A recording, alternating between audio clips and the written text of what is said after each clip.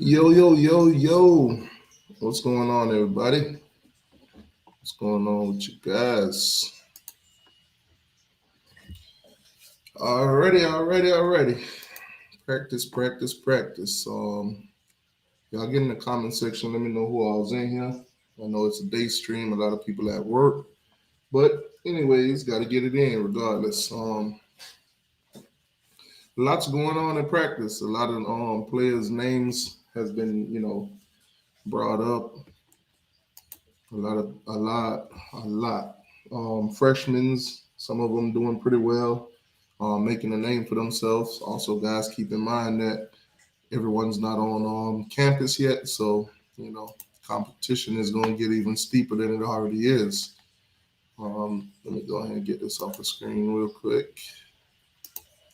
All right. So, couple press conference happened over the past couple of days. Guys, bear with me too. I am under the weather. My kids got me sick. I'm just gonna blame it on them cause they did. But couple names that I've been hearing from practice, and this is from listening to guys that's actually at the practices. Ruben Bain, Francis Malgoa, Samson, those guys, and it's gonna be hard, man. It's gonna be hard to keep these guys off the field. From what I'm hearing, from what I've been listening to, it's gonna be hard. Those guys might separate themselves from the pack. I don't think they came here to sit back and wait their turn. I think they playing like their turn is right now. So it's good to see. It's good to hear. Now I am gonna pull up some of the press conferences from the past couple of days. I'm not sure if you guys have heard them, but we're gonna listen to them together. I haven't particularly watched some of them. I've listened to Mario Cristobal, give his insight. So I'm not sure if most of you guys have. So I'm gonna pull those up. I'm gonna play those, and then we'll have a conversation about the defensive side of the ball, the offensive side of the ball, um, where we need to go in the transfer portal. What positions need to be picked up, where we slacking, and such and so forth. And after we have that conversation, then I'll put a link in the chat for anybody that wants to join in on the conversation, give their thoughts and opinions and so forth. So let me go ahead and pull up the past couple of interviews. Also, guys, congratulations to the Miami Hurricane basketball team. Yes, the basketball team. Some of us might actually look at Miami now as a basketball school. We are in the Final Four, which is a major accomplishment for this university because, let's be honest, it's never been done by this university. Also, in the state of Florida, FAU, right down in Boca Raton, they're also in the Final Four. So we have two teams from the state of Florida in the Final Four. Um, Miami will take on UConn this upcoming Saturday, and hopefully we can make it to the finals. Don't care who our opponent is. To be honest with you guys, whether it's FAU or it's San Diego State. Now, if it were to be FAU, if Miami makes it past UConn and play FAU in the championship, let's just hope we win that one because the trolls will come. You guys already know that you know. I ain't gotta say it. Y'all already know they're gonna be coming for us. It's gonna be kind of like a big brother, little brother kind of deal. So y'all be prepared for that. But anyways, let's get into these interviews. Like I said, shout out to the men's basketball team. They're on their way back. Is it Houston? I think they're playing in Houston. I think the Final Four is in Houston. But let's get to it. I'll bring up Mario Cristobal first. That way we can go ahead and get into his interview. So let me go ahead and share that with you guys real quick.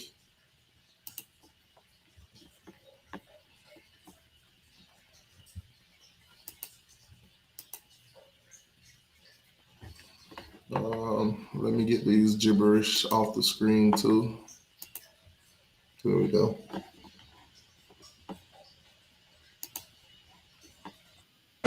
like the shirt. I like it too. You like the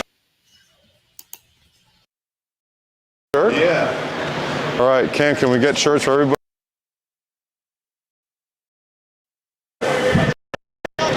I like it too. Like the shirt. I like it too. You like the shirt? Yeah. All right, Cam, can we get shirts for everybody that like the shirt? You know? Appreciate you guys being here, you know? About those basketball teams, both awesome. What awesome competitors. What a great example for our university, our community, and all the student athletes. May they keep it going, and tremendous props to the women's team for just having an awesome year. Katie Meyer and that whole team, awesome. All right, so practice. Obviously, we had what we would call, I'd say, 35, 40 plays of scrimmage work on Saturday after just about a full practice, and it's very productive. We see progress, particularly in the areas we mentioned last time. So that's not a surprise at all. It's going to get Akeem Mesidor out there healthy again, so we're getting more work because we are banged up at the defensive line position. But all in all, we're throwing a lot at them. So in terms of schematics, technique, fundamentals, culture, and just flat out toughness, that's what we're looking for gains, for progress. And it looked like we had some progress there. Really good practice today. We were in shells, but shells for us just about live, except we're not on the ground, and good practice. So with that being said, questions, please. We're getting a Shavion today. How is he done here? You know, transition. What's the line looking like with him? He's a huge acquisition. You know, I mean, we really wanted to, continue to develop our players at that position, but also increase the level of size, girth, explosiveness, strength at the point of attack, power, right? Got a ton of experience playing at the University of Alabama. He's just an awesome guy to be around because he has great energy, he works hard, and he lets you push him hard. You know, he's very, very smart, naturally just blended in right away, and also has really good leadership skills. So we are expecting big things from him. Couldn't be happier to have, a guy in the portal to be like he's great to be around. How's Francis Maligoa doing? Learning. Good. He's repping. He's taking most of his reps with the ones. Been playing some right tackle. The good thing about these guys is, they're highly talented guys, but they're also playing, or at least trying to play to their talent level and pushing themselves and grinding. They're just seeing a lot of scenarios they haven't seen. And I think him and Samson and Antonio, they're all new here with the offensive line. Matt Lee has a ton of experience, so he's seen just about everything. But those young guys, they're progressing really well. We are throwing a lot at them, and we tell them, we need you to be sophomores. We don't need you to be a mid-year, early enrollee freshman. And they've responded really well. What is Cody Woodhill going to bring to your staff? But that's actually a two-folded question. First off, is Steve Fields.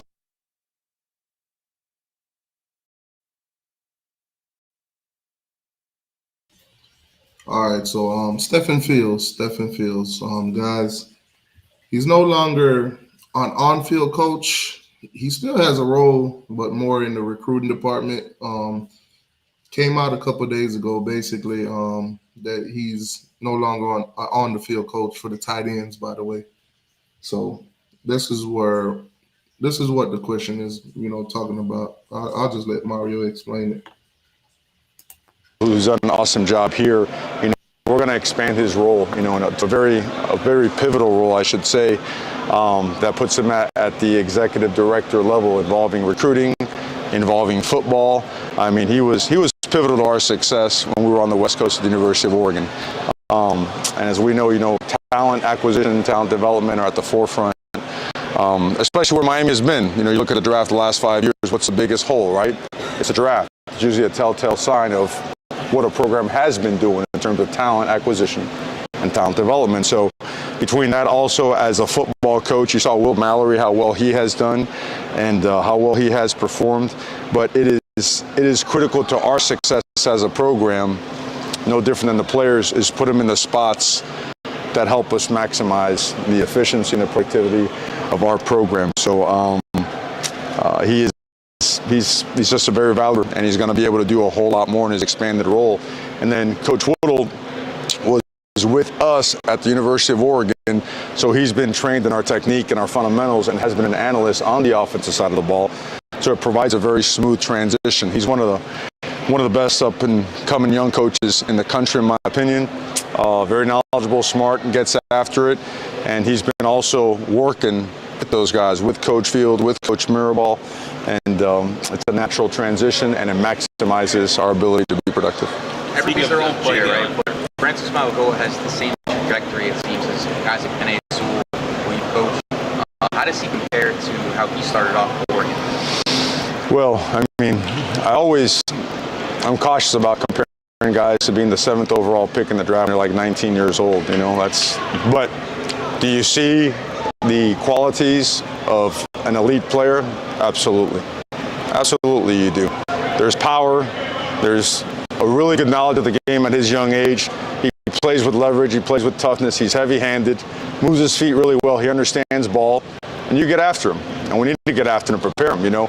Just like Samson, you know, all these guys are taking a lot of reps with the 1s and with the 2s. So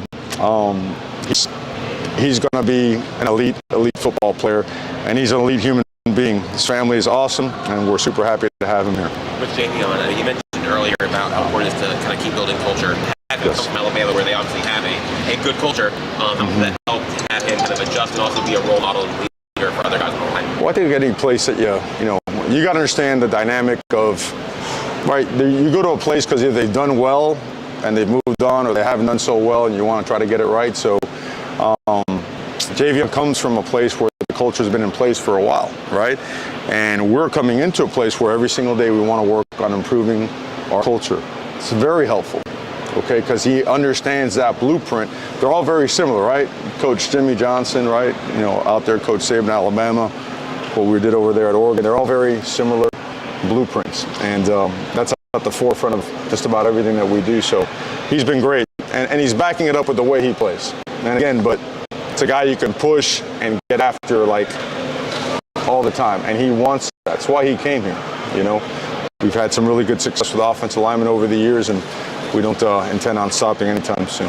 And then with Tyler, just having a chance to see him over the first 7 practices through our scrimmage and stuff, how has he developed? How much has he grown since, I guess, this point last year? He's grown a ton. He's developed a ton. I mean, I think the first thing where he deserves credit is he played behind, we're doing a good job finding a better supporting cast for him now. You know, it's hard to be in the pocket last year, and he took a lot of shots and he got hurt. And, I think a lot of guys would have just kind of packed it in and maybe just given up or moved on, and he was the opposite. He wants to see Miami be great, and his approach to the game is the right kind of approach. And so this offense is really tailored to his skill sets. And he's really, he's taken a tremendous step as a leader, very accurate in the passing game, done a really good job with protections, getting into the right plays, and still learning the system, so he attacks it on a daily basis. It's awesome to have. Still a few more questions. Saturday's scrimmage, can you talk about that at all? Any players stand out to you? The pass one? Yes. Man, I'll tell you what stood out today was Cisco Magoy's interception, to finish off. That was really impressive. Henry Parrish really stands out right now. He does. Colby Young has been having a great camp. Xavier Restrepo continues to go. I think the development of Brashard Smith and Jacoby George really stand out. It really does. The play of both Robbie and Ray really stand out as well. The young tight ends, man, they're good football players. The physicality of Cam on the defensive side, just the continued development of Nigel Lee Kelly. Big play today in 2 minutes as well, batting down the ball. Ruben Bain really standing out. Great to see Mesidor out there today. Moon had been moving up. He got nicked up today. Nothing serious. He's good to go. But there is some development. There's some flashes. We got to push him, and I'm going to grind him. I'm going to grind him really hard because he needs that. I think guys like K4, guys like Wesley, Corey Flagg, Bobby Washington really stands out. Just a really big size speed guy that'll strike it. He can go now. Markeith Williams has flashed, and we got to get more consistent with him and Chris Graves to give us good play. Darryl Porter really stands out. The guy that's playing at a high level. Vontae Brown, another guy. So I just kind of went through that chart. You mentioned Henry Parrish a few times in the spring. Just now too. What is he doing? What's different? Man, he's different right now. I felt like last year he just kind of bogged down, got nicked up, got banged up. you know, we were a little bit deficient up front. We were lacking the body types you need to push people back, and it showed up in his play. I think it affected him. I think that guy's determined to have a great season and have a great team. I thought what really stood out, first of all, he's getting in and out of his stuff and then downhill and being able to bounce stuff like I haven't seen him do. I mean, this is what we recruited. This is what we wanted here. And then you see the other stuff, too, where one of his teammates will score a touchdown. He'll be the first one to spring across the field. Good culture stuff, which, again, we got to build that up every single day. You know, that's certainly not the snap of the finger stuff. That's stuff you got to work at. So Henry and the other parties catching the ball really well. Thank you very much. Okay. Great.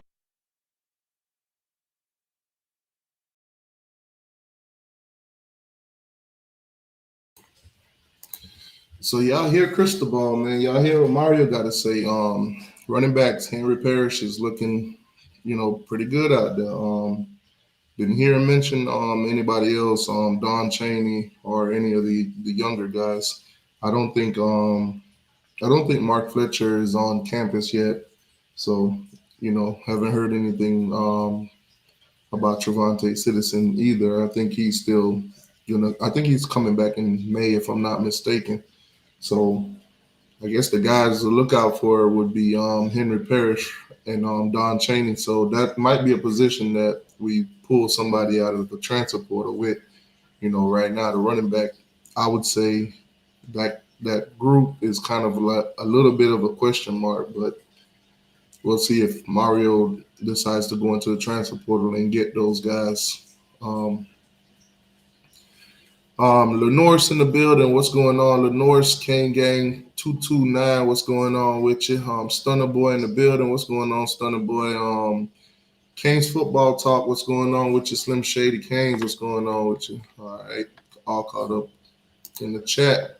I'm gonna bring up some more of the guys' interviews. I think Tyler Van Dyke is up next.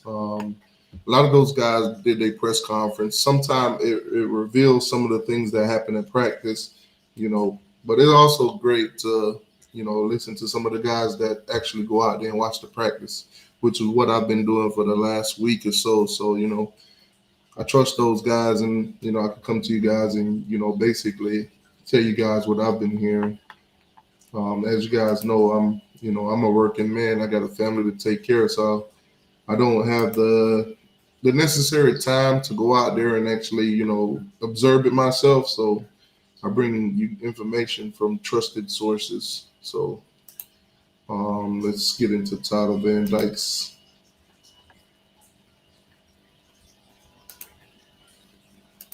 Tyler, speak about the development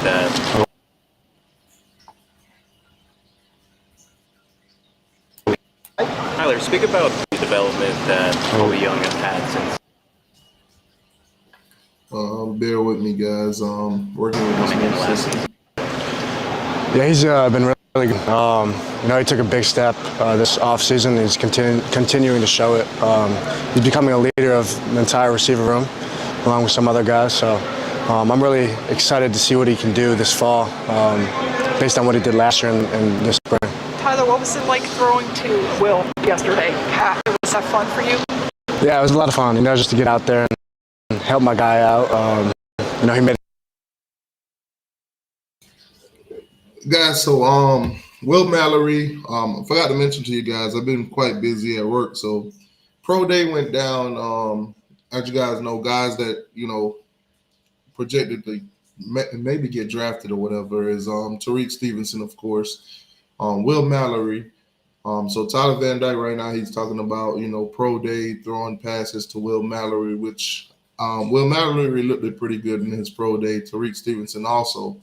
I think Tariq Stevenson shined, and yeah. So Pro Day, there's small clips here and there, not any full coverage from it, but, you know, those guys, I think they'll be pro Canes, but, you know, we'll see how far in the draft they'll get picked or whatever. But yeah, Pro Day went down. Some of the guys did pretty well. I think I had a photo. I'm gonna find it and I'm gonna put it on the screen for you guys sometime during the show of all the 40-yard dash times of the guys that did perform in pro day. So you guys will be able to see their 40 time. I think the only 40 time that wasn't recorded was Tariq Stevenson. Yeah, I'm not sure. I don't think he ran the 40. So, well, I'll put those up there for you guys. But DJ Ivy, I forgot to mention DJ Ivy. He might be a pro cane too. Phenomenal. I think his 40 time was a 4.43. So, pretty impressive. Pretty impressive. I didn't think Ivy was that fast. I knew he was fast, but I didn't think he was 4.43 fast. But yeah.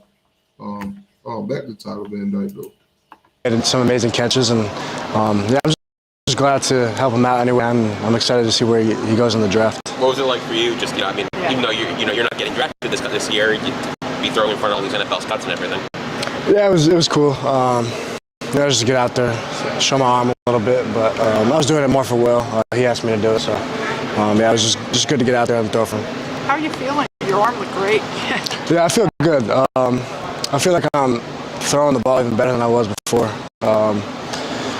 But yeah, I've been good, getting a lot stronger, faster. Just working hard with the guys and just continuing to get better each day. And I know we've asked you about Shannon Dawson's offense in the past, but you had a chance to run through it a bit more, go through a scrimmage, whatever you learned about it.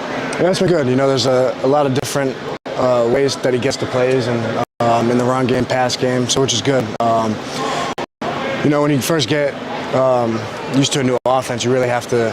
It takes a while because you have to install new plays, and then with RPOs, passes, runs, and then you have to figure out ways to get out of some plays in tough situations that the defense proposes. So that's where we're kind of at right now.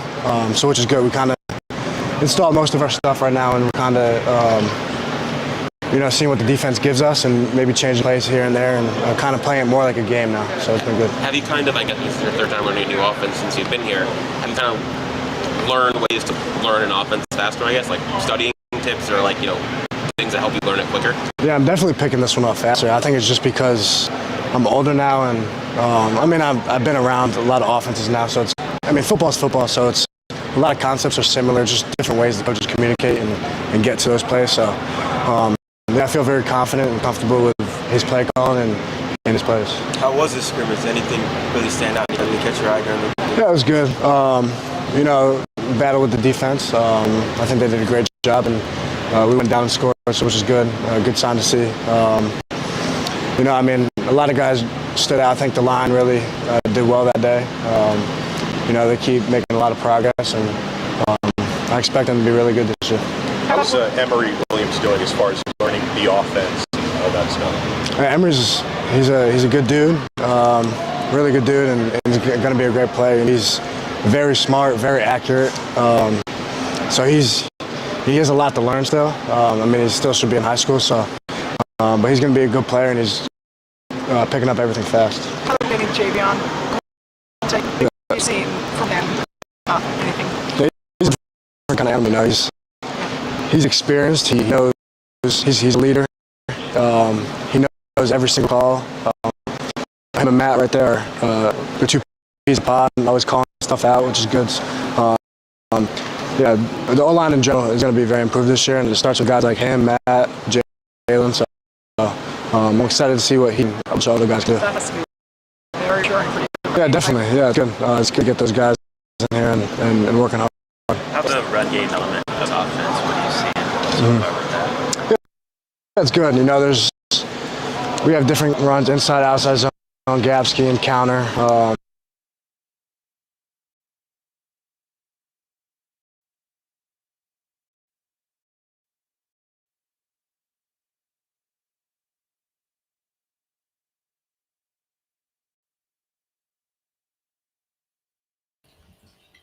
Sorry about that, guys. I'm trying to see why it keeps, I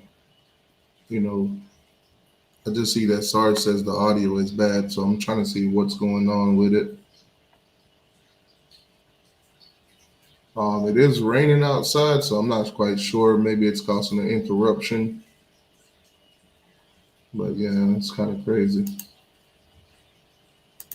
You can get out on runs and get into different runs based on fronts, blitzes. So I really enjoyed doing that, audibling a little bit, so which is good, just getting the better play. So, except for that. Do you have more control of the offense than you've had in previous offenses, would you say, or It kind of depends on certain situations, but yeah, Coach Dawson gives the quarterbacks a lot of control out there. We're getting into starting run play, getting into pass play possibly, vice versa, based on what the defense gives you. So more different routes in general. So it's definitely more freedom for the quarterback. The last time we saw you really comfortable was when you had a vertical threat like Rambo. In practice, it seems like you're throwing bombs to Colby. Would that be what we expect this year from you guys? Yeah, I mean, we plan to have more vertical balls this year. Kobe's definitely the guy that would do it. Go up and get the ball. Had a big one in the team today. But also Jacoby George too. He'll beat you with his speed. And he makes incredible catches too. So those two guys on the outside are definitely the ones that are going to make the vertical pass plays. From the part of practice that we were able to watch today, saw Jakari Brown make a couple good throws. He's kind of grown. When he came in here last year, it seemed like he was so little raw, still working on accuracy and things like that. How have you seen him grow the rest of the last year or so? Yeah, he's grown a lot. For him, it's just his feet, his base. And sometimes he reverts back to his old habits, but he's getting a lot better. Just from last year to now, just some of his throws they wow me a little bit. So, I'm proud of how he's doing, and he's progressing really well. Last question.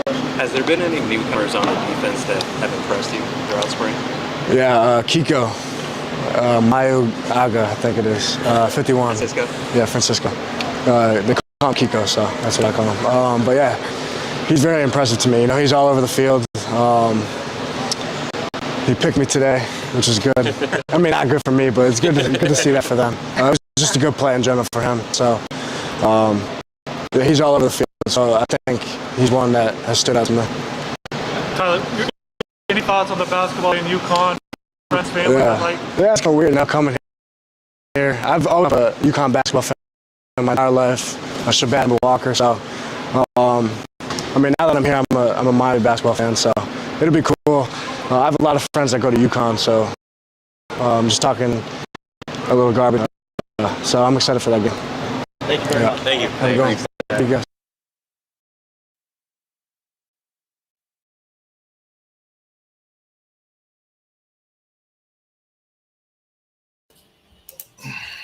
All right, guys. So, there you have it from Tyler Van Dyke. I'm not going to play any more of the media availability videos because apparently I'm having audio issues when sharing it. So, yeah, I think the team, man, on the offensive side, they look good. Now, I did want to play Javion Cohen's, but since we're having issues with the audio, I won't do it. But I'll just kind of give you guys a few of the things that he said that I thought was very interesting about the offensive line. He's saying that we're not too far away from Alabama, which is kind of crazy to hear.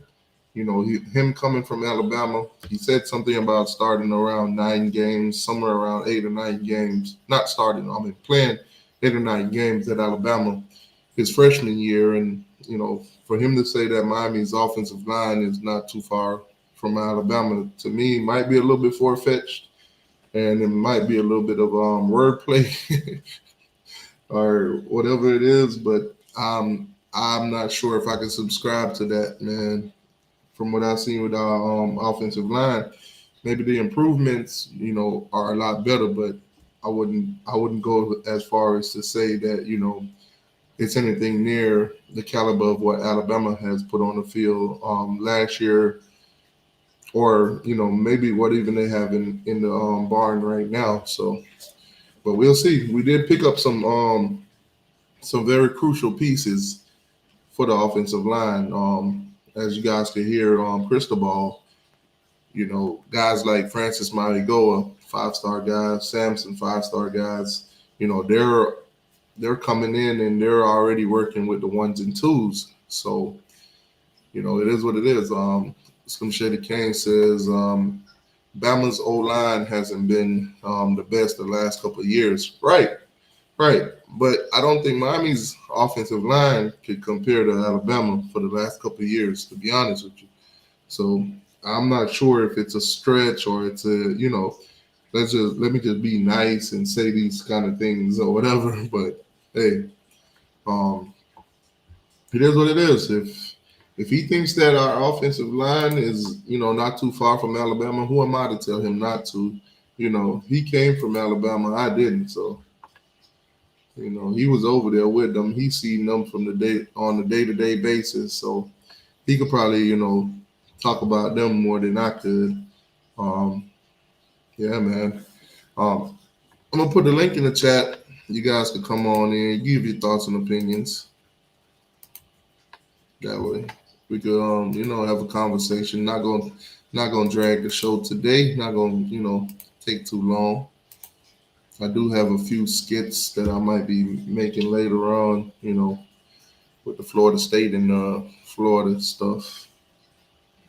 The link is in the chat for anybody that wants to come in and talk about, the progress of practice, because we are talking about practice right now. That's what we're doing. We're back to practice. I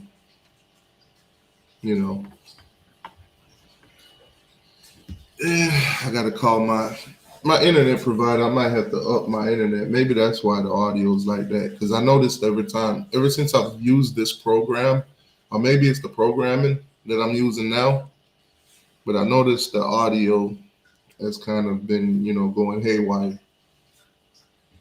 So, defensive side of the ball. Ruben Bain. That is a guy that's out there, making headlines right now. It's going to be hard not to see Ruben Bain on the field this year. I'm going to tell you guys that now. Guys that I expect to see out there this year doing well, performing well, probably going to the next level. Leonard Taylor, of course, Akeem Mesidor, Ruben Bain, guys like that. I'm kind of curious to see how Jafari Harvey is gonna, play this year. Nigel Kelly, how is he gonna step it up? Can guys like, Cyrus Moss, put on the proper weight to get on the field and, perform in this, that, and the third. I do think, though, the defensive tackle position is a major need for us. I do think we possibly should go into the transfer portal and, pull a guy or two, because that position, as you guys know, Darrell Jackson into the transfer portal and went up to Florida State. Trader. But, you got to replace him. You got to get some depth in that position, and we'll see how that moves. Linebackers, of course, we got Wesley Bassane. We got Francisco Malagor, who's looking pretty well out there. If you ask Mario, he had an impressive interception this past Saturday in the first scrimmage. I think they get 3 scrimmages in practice or whatever in spring. So spring game, guys, is on the 14th. So in 2 weeks from now, the spring game, we'll get to see the Miami Hurricanes showcase their talent in front of us. I will be at that spring game. It will be on a Friday night, and I think the timing is like 7 o'clock, 7:30, one of those. So I definitely will be at that game. Now, Tyler Van Dyke, he's looking pretty well, more than likely. No questions on that. He'll be the starting quarterback. Jakari Brown, he's been he's been increasing his accuracy. That's been an issue the past couple of seasons with him. Very phenomenal talent. No doubt about it. He could run the ball pretty well. Very mobile, dual threat quarterback. But his accuracy, from what I've been hearing and what I've been seeing, it's getting a lot better. From the scrimmage this weekend, we saw video of him throwing a touchdown pass, which I thought was put right on the money, right on the outside shoulder of where only the wide receiver could have got it. If I can, I'm going to see if I can find that clip for you guys so you guys can see it for yourself. But it was pretty well. The Canes media actually put out the video, so it was a nice touchdown pass thrown by Jakari Ja'Cory Brown. Give me 1 second, guys. Let me see if I can pull that up for you guys. It's floating around Twitter, and it's on the Canes main page, so it shouldn't be hard to find. But yeah, the safeties, of course, I think we'll be okay in that position. I kind of want to see Brian Balaam. Brian Balaam is the guy that I really want to see because as you guys know, Cam Kitchen, All-American, he'll definitely play. You know what you'll get from a guy like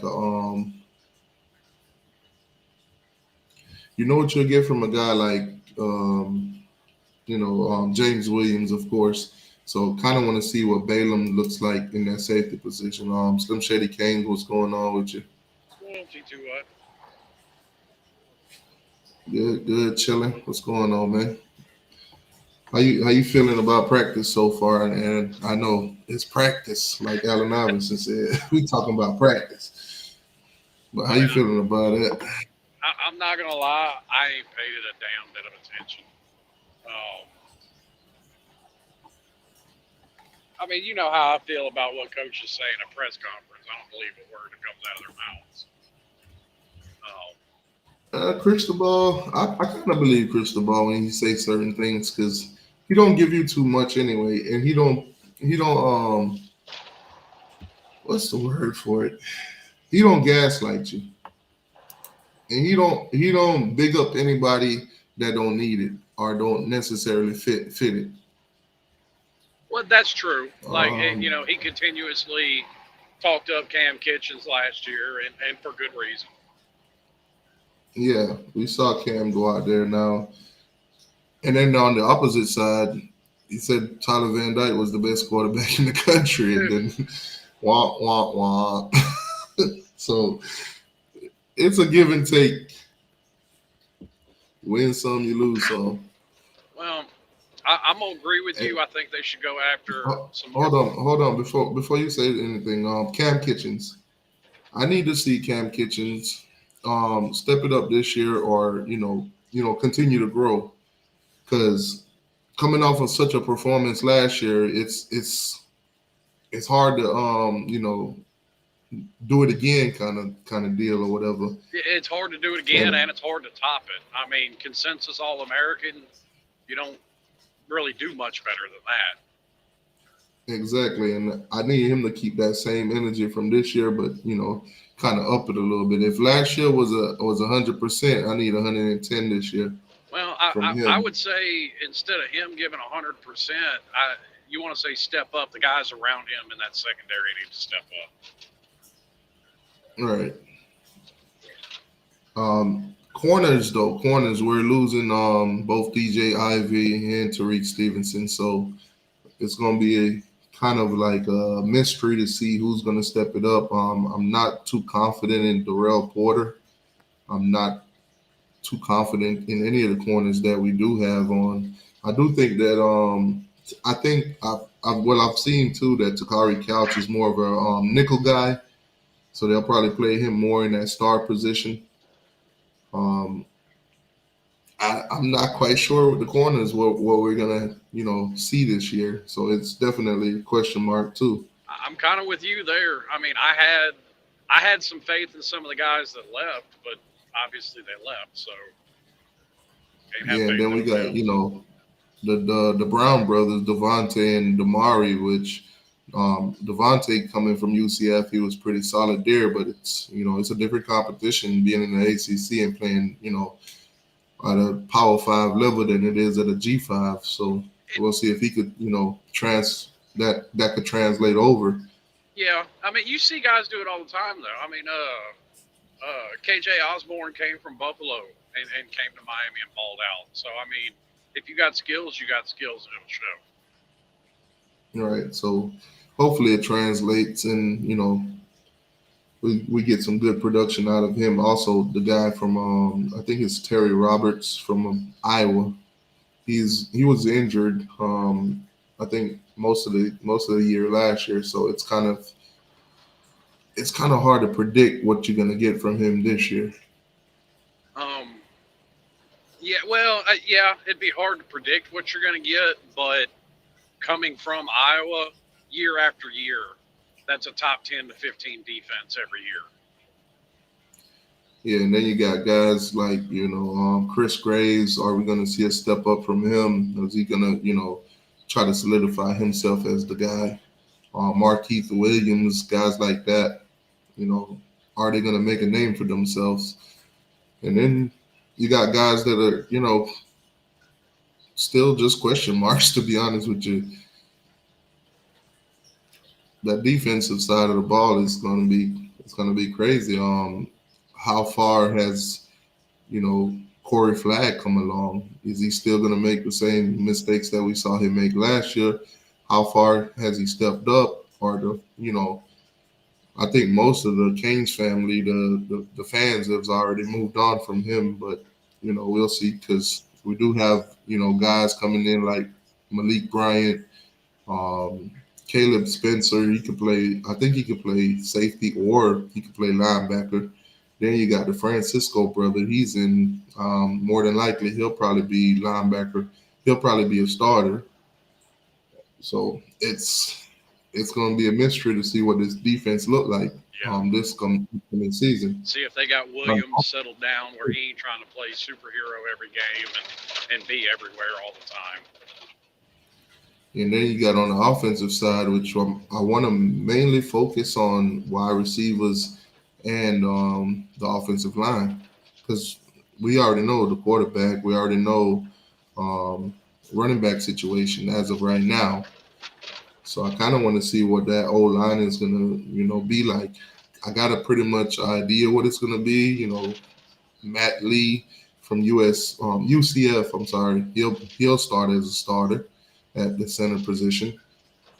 You'll have guys like Sampson and Francis Maragoa, both freshmen coming in. Can they crack that first team? I hope not. Will they get any first team snaps? Guys like Zion Nelson, question mark.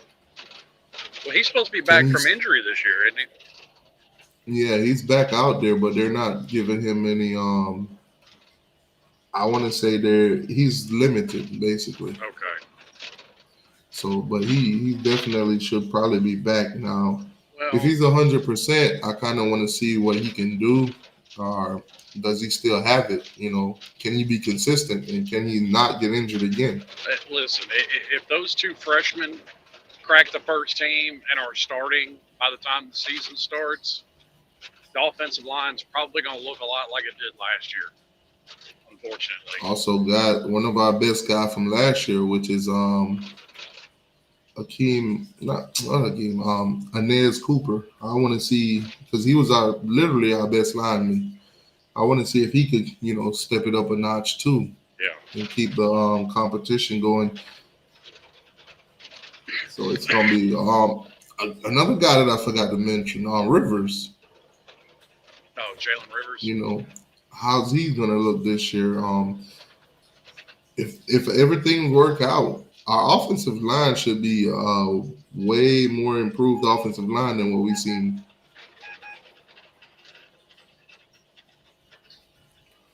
So that's a question mark now. Mario, not Mario, but in the scrimmage. I'm not sure if it was a scrimmage or in the practice, but I heard Don Chaney broke a 48-yard touchdown. So that's something to be interesting too, to see, hey, can we get that Don Chaney that we was getting, before the injury? Yeah, that 2020 Don Chaney.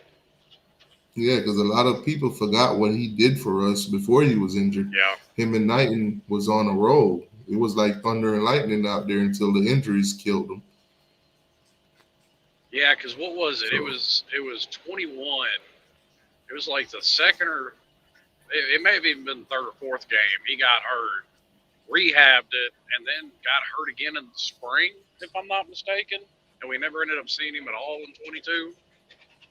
Yeah, well, actually, we saw him in like one game in 22. Yeah, he came back right there at the tail end of the season. And injured himself right over again. So if he can stay healthy, I think, that'll be good. A guy that a lot of the fans are not really high on is Henry Parrish. A lot of them are saying that he don't have it. He's not a explosive guy. He's a go down on the first contact kind of guy, and hasn't broke any big plays or anything like that. Yeah, well, there's a whole lot of people that didn't try to run behind that offensive line that are criticizing the people that are, and I don't put a whole lot of stock in that. Right.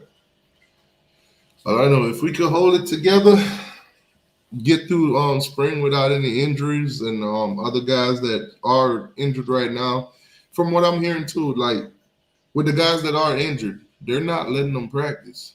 They're using this spring to get those guys fully healthy. They're not taking any risks, any chances with them. They're giving them the time to get up to 100%. Last season it was a lot different. So many positions we didn't have any depth, so we kind of needed everybody we got.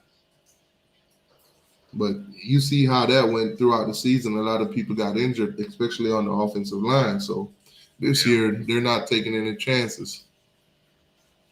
Which you can see how Mario, went about it, especially when it came to recruiting, and trenches was the main focus. I think this upcoming season we're going to continue to attack the trenches. I think more on the offensive tackle side though, and definitely on the defensive line.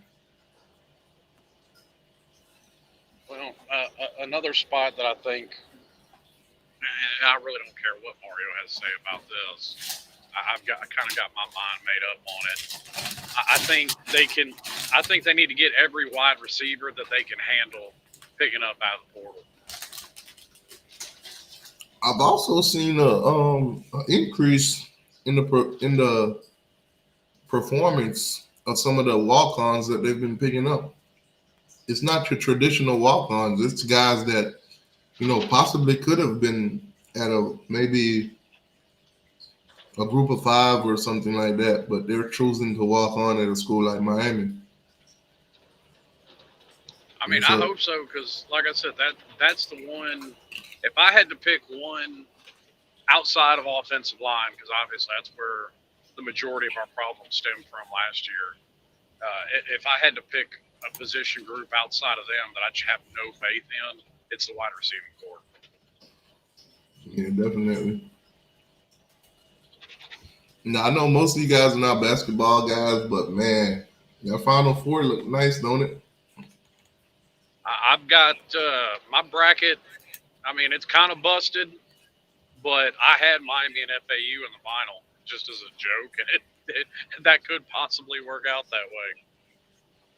My bracket, I had it Alabama versus Miami in the championship. Miami winning it all. So right now, the only team in the Final Four that I picked was Miami.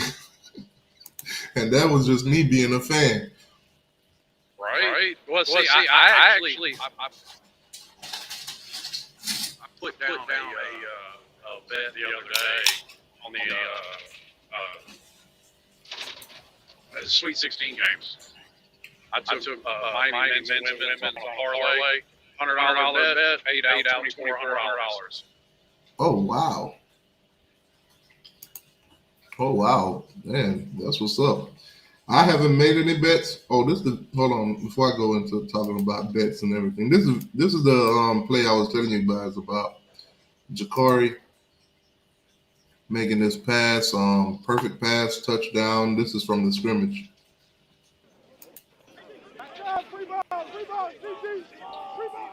Don't stop, just keep running. Ball.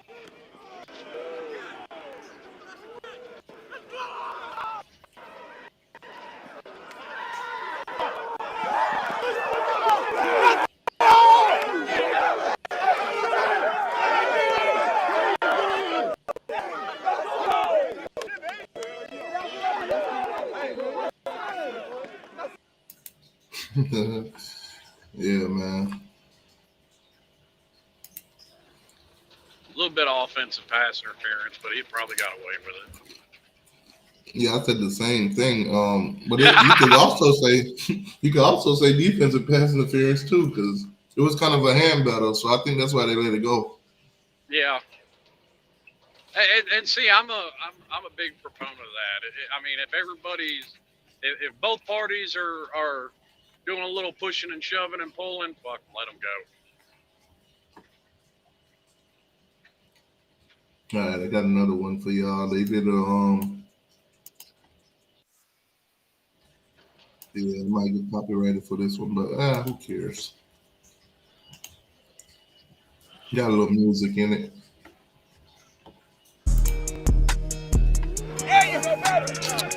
The opportunity to come to Miami was huge for me, of course. It was a goal of mine to be at a place to where I feel like I'd be on a national stage and have a chance to win a national championship. So being a part of a place that's been there before and trying to get it back is a big opportunity for me. My first college game I ever coached was against Miami. If you know anything about college football, you know about the U. My coaching philosophy is, number one, is to have fun as players and coaches. We want to coach very hard, but we also want to love them harder. And our job defensively is to be the best defense on the field every Saturday night and just pressure the quarterback and make him uncomfortable. You ought to have fun. You ought to have a lot of energy, because I got a lot of energy. One take. Just trying to create the next legends here is all we're trying to do.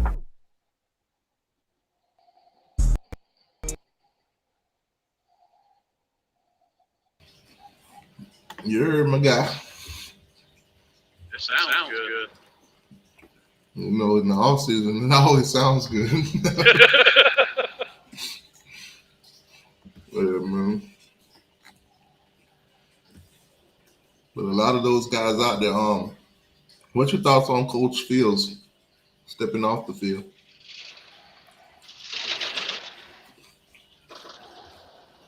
I got a feeling that's.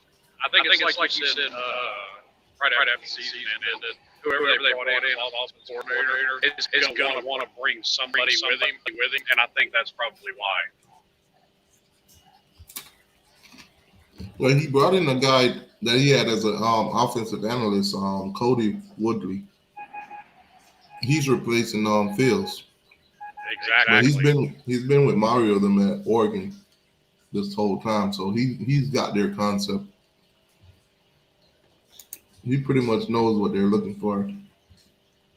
Now, this video from Pro Day, Will Mallory out there, Pro Day, Tyler Van Dyke throwing it to him, you know.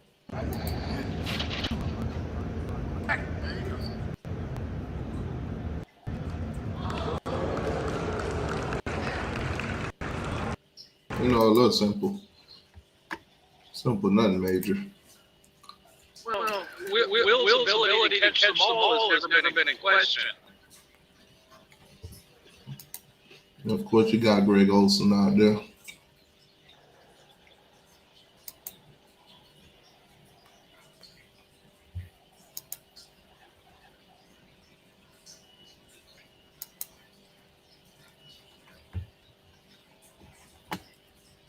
They had a coaching clinic recently. So you can see, you know, they got some of those guys. I think that's a Dolphin coach, if I'm not mistaken. That looks like the head coach. Yeah, so they got a lot of these guys coming out there to talk to the guys, you know, talk to the upcoming coaches, you know, people around the area, high school coaches and everything, creating kind of like, you know, relationships. Well, I mean, that's a good thing. That's how you dominate recruiting, even more than what he already does. That's some of the mistakes guys like Al Golden made, and Randy Shannon was bad about pissing off some of the local coaches too. Yeah. Brandon said, "Got to be driving a semi." I know that sound too well. Yeah, he talking about you, Slim. You know you're driving a semi. Miami is going 8-4 or 7-5 this season. Next year is a leap, in my opinion. I'll agree with you on that one. Yeah, that's about right. I'm leaning more towards 7-5 though. I'm Xing because I mean just going over the offense and defense from what we just talked about, there's a lot of question marks. So I'm gonna lean towards the 7-5 more than the 8-4, and that's just being realistic. Now, after I see what's going on in spring, maybe I'll start drinking some Kool-Aid and start talking crazy again. Well, let's look at what happened last year. If they could have got a wide receiver to catch a ball, we win that Texas A&M game all day. Right. If they don't turn the ball over 8 times, we beat Jesus out of Duke. Okay. What's another one?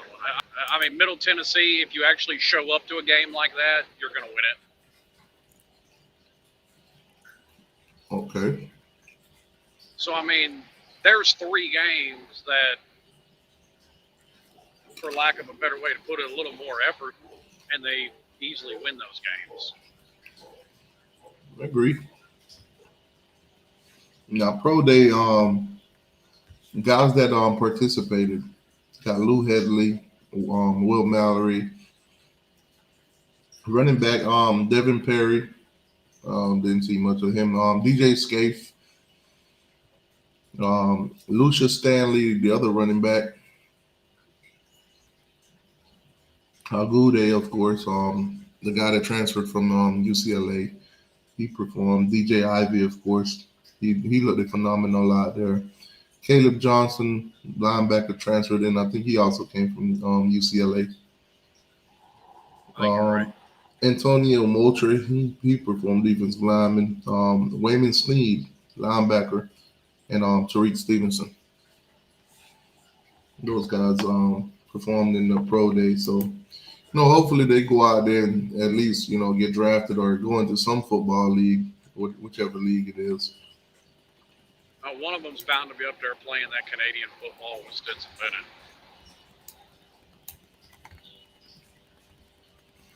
All right, so this is just the players, I guess telling the guys, good luck in the Elite 8 or whatever. So I'll just let that play real quick. Hey, good luck to the men's and women's basketball team in the Elite 8. Let's go Kings. Y'all know what it is, man. Y'all show up and show out, man. Bring that dub back home. Just know you're in the Elite 8. You're elite. Go be great. Go Kings, baby. Hey, good luck, men's and women's basketball team in the Elite 8. Baby, go Kings. Baby, go Kings. Good luck to the men's and women's basketball team in the Elite 8. Y'all know what to do. Handle up like y'all been on. Let's go Kings. Good luck, Kings. Hey, good luck to the men's and women's. Yeah, a little simple video. Simple, good luck, go do your thing kind of deal.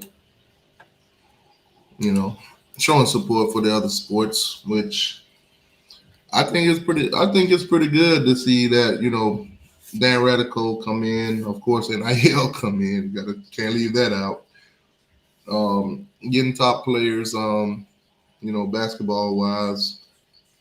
The women's team went to the Elite 8, first time ever in program history. The men, they're in the Final Four, first time in program history. Last year we got eliminated in the Elite 8, so this year we stepped it up even further to where we could possibly win a championship. Now, I know UConn is a huge hurdle to get over, but hopefully we can do so. Well, it's not the UConn women's team, so that's a plus.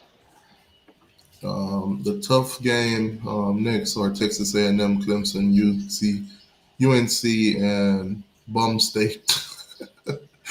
If we could get 2 out of 4, should be a decent season, right? I hope we upset the brakes off Florida State. That game I'm is. Sure, I would call it much of an upset. Okay. I mean, from all the assessments that I've been seeing, based on the ACC and Florida State, they're literally labeling them in Clemson for the ACC championship game. Well, I also think Florida State is way overhyped. I also think so too. And that's not a hating on Florida State thing. I'm just hating on Florida State. Well, because I've made it clear, I've got respect for Florida State. I ain't got no respect for Florida State. I mean, this isn't really a question to anybody. You're not building a championship contending team out of the portal, and that's what Mike Norvell is trying to do. I think this year what Mike Norvell need to focus on is beating a ranked team. That too. Oh man, I just love how they fans think just because they went 10-3 last year, they're gonna magically win the ACC and go playoff and all that stuff this year. It's just funny. Well, and my problem with them too is, people are just looking at their record and, oh, it was a great record. Florida State's a good team. As much like Miami in 17, they don't pass the eye test. I mean, Florida was absolutely terrible, and their defense made Anthony Richardson look like a competent quarterback. You got into a shootout with Florida. You had to kick a last-second field goal to beat a 6-6 Oklahoma, and all I heard going into that game is, oh, we got 9 wins, and Oklahoma's not in our league. We should have got a better opponent, but it took a last-second field goal to beat them.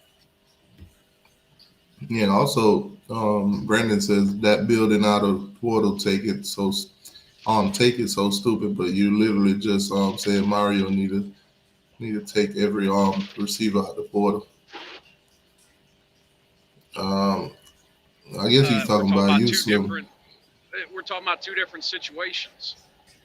They're talking about Mario, Florida State being a championship contending team.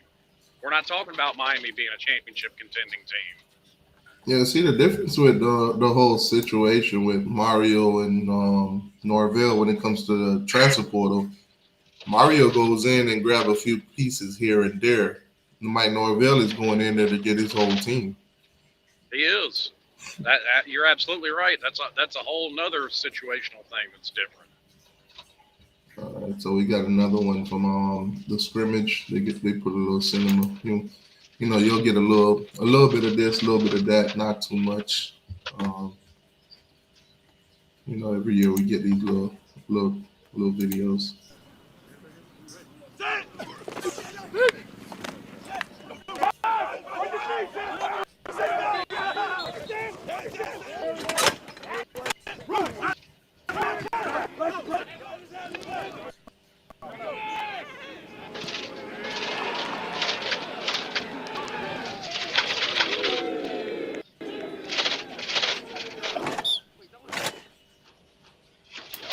Yeah, like I said, a little bit here, a little bit there, not too much. What's the difference when Mike Norvell is taking guys with multiple years of eligibility? How many? I thought you was gonna say something. Oh, I thought you were. No, I was just gonna say. We got Tyreek Stevenson through the transfer portal. He still has eligibility and he's gone. At the end of the day, what I think Mike Norvell is doing, getting players out the portal, it's kind of sending the message to high school kids like, hey, you could be here for 2-3 years, but I'll still go get guys in your position and play them over you. You came here and I've developed you, but I trust the development of other schools over you. Yeah. I mean, hey, it'll work for short-term success, but it don't go too far. You better ask Manny Diaz. I completely agree. The transfer portal is good for short-term success or filling in gaps. But that's what it's for, and that's it. Because, I mean, if you look back at some of the teams that Manny's putting together, oh, hold on, Slim, that ain't Slim, it's the system. There you go. It'll stop echoing now. I keep forgetting once I share this stuff, I got to turn the volume off of it. Yeah, but if you look at Manny's old teams, the success, most of it came from the guys that was in the transfer portal, that we took out the portal, guys like KJ Osborne. Most of the time, guys like Rambo, those guys come in here and they shine because they've been developed somewhere else. Whatever they're teaching somewhere else, they came here and it looks phenomenal. So that goes to show you that the coaches back then, their development methods probably weren't as good as other schools. So if Mike Norvell got to get his guys out the portal to play over the guys that he's already had, that just goes to show you the other schools developing those positions better than he can. Well, even taking a step beyond that, Mike Norvell's having to rely on the transfer portal because that's the only place he can get talent. I mean, when you're getting out recruited by a 6-6 Florida team and a 5-7 Miami team, that's not a good look. Yep. Imagine winning 10 games, but nobody wants to come to you. I don't think we would have that problem. No. Because, I mean, a lot of recruits, they say it plain and simple. We love Miami. We just want to see them win first. Yeah. And once we start winning, you know, in our situation, if you build it, they'll come. In y'all situation, y'all could do whatever y'all want. They still ain't coming. I mean, y'all program is like a bad hooker. They ain't coming. I mean, you take it to the other extreme, and you look at a team like Clemson. Dabo absolutely refuses to use the transfer portal, refuses to bring in anybody. And a bad year for Clemson is 10 wins. Yep.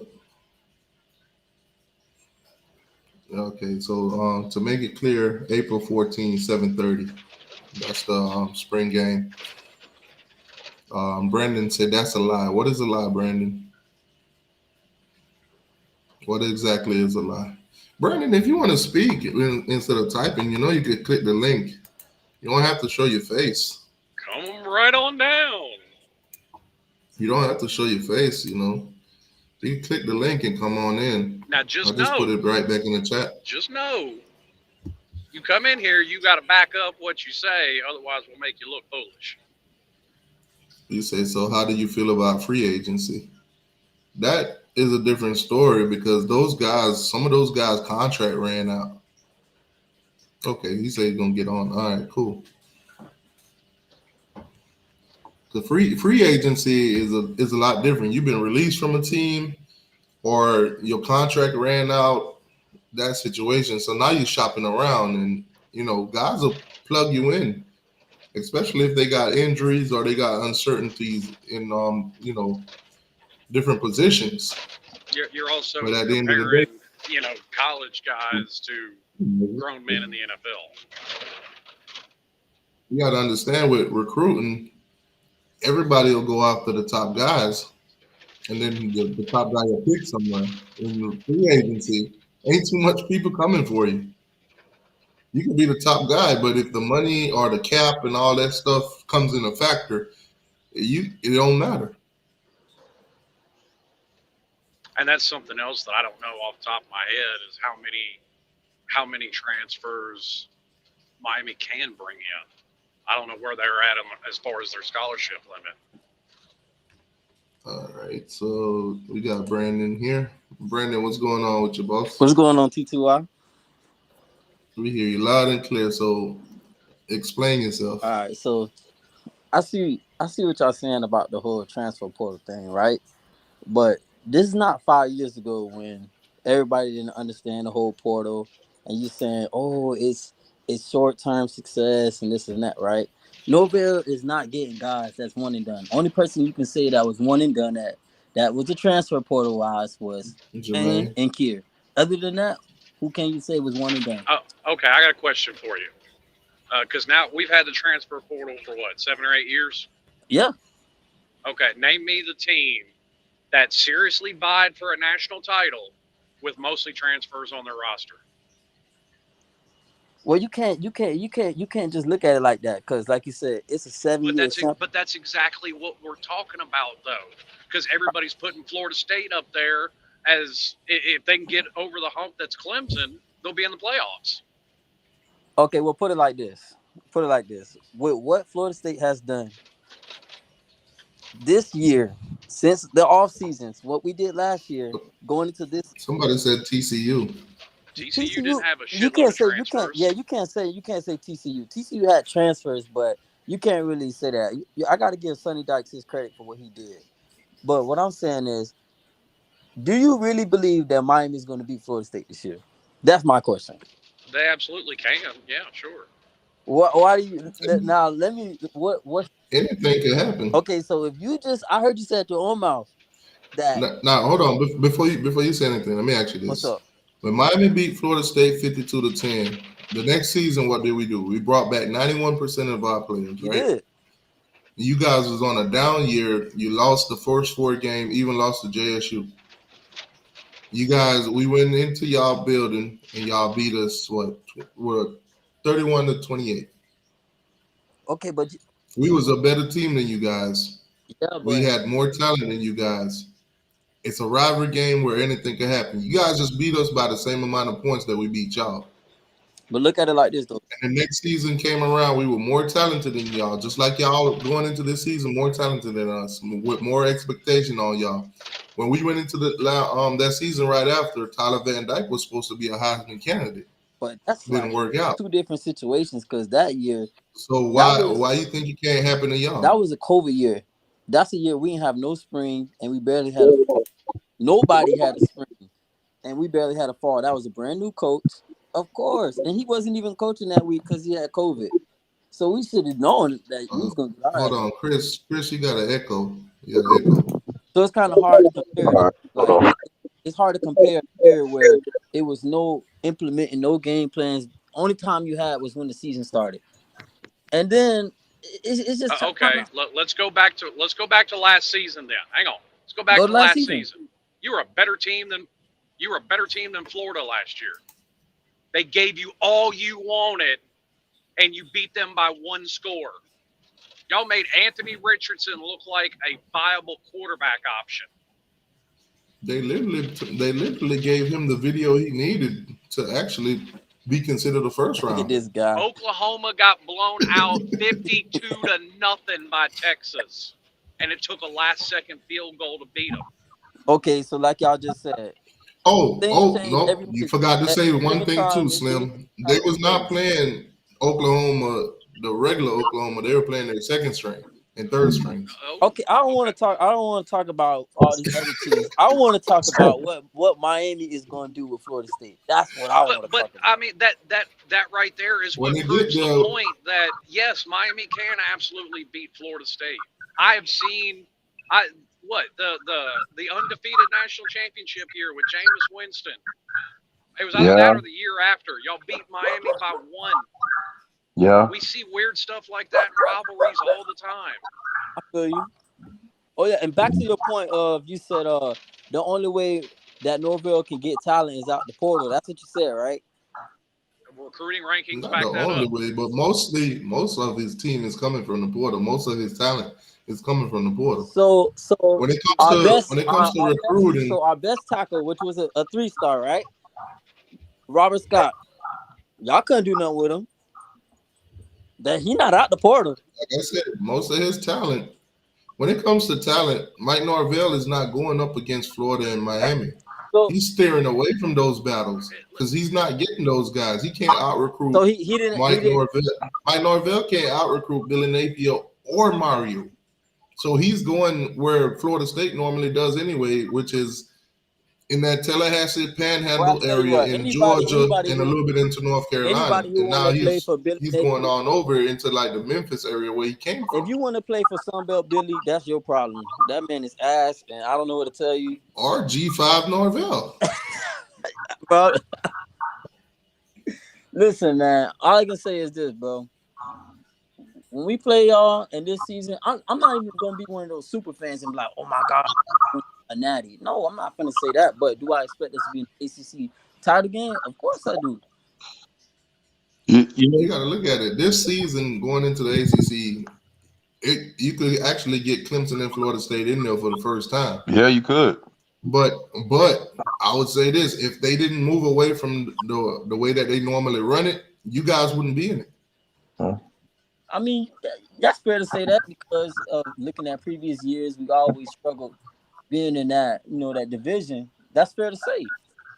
Yeah. Yeah, but even if you look at last year, okay, Florida State wouldn't have been in the ACC title. Yo, what up, Montre? Cooler. Man, what y'all was talking about the nose, man? Everybody was saying they trash, but I say y'all alright. Man. Look, here's my thing with the whole thing, and I'm gonna be honest with y'all about with Florida State. I'm gonna be honest. As far as what y'all have, as far as the big three, y'all are the ones that have been the most committed. And what I mean by that is that y'all have had it together. What y'all went through during that COVID year is what we went through with last year, as far as the injuries and as far as the people being and everything like that. Okay, y'all didn't fire y'all coach. Y'all kept Norvell. So y'all have the talent that came in there, which I give you that respect for. But understand something. Y'all went to the transfer portal this year, right? I don't know how many recruits y'all had that came from high school. I don't know the numbers. But it's all good.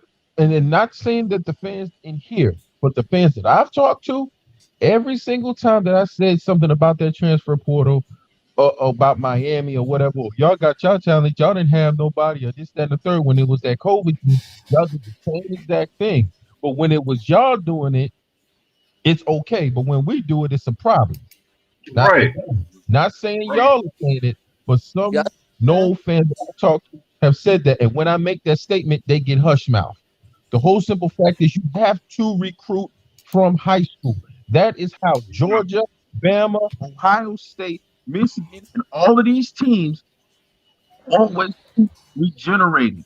Yeah, you're gonna go for the transfer portal for bits and pieces. You can't go there for a whole damn team.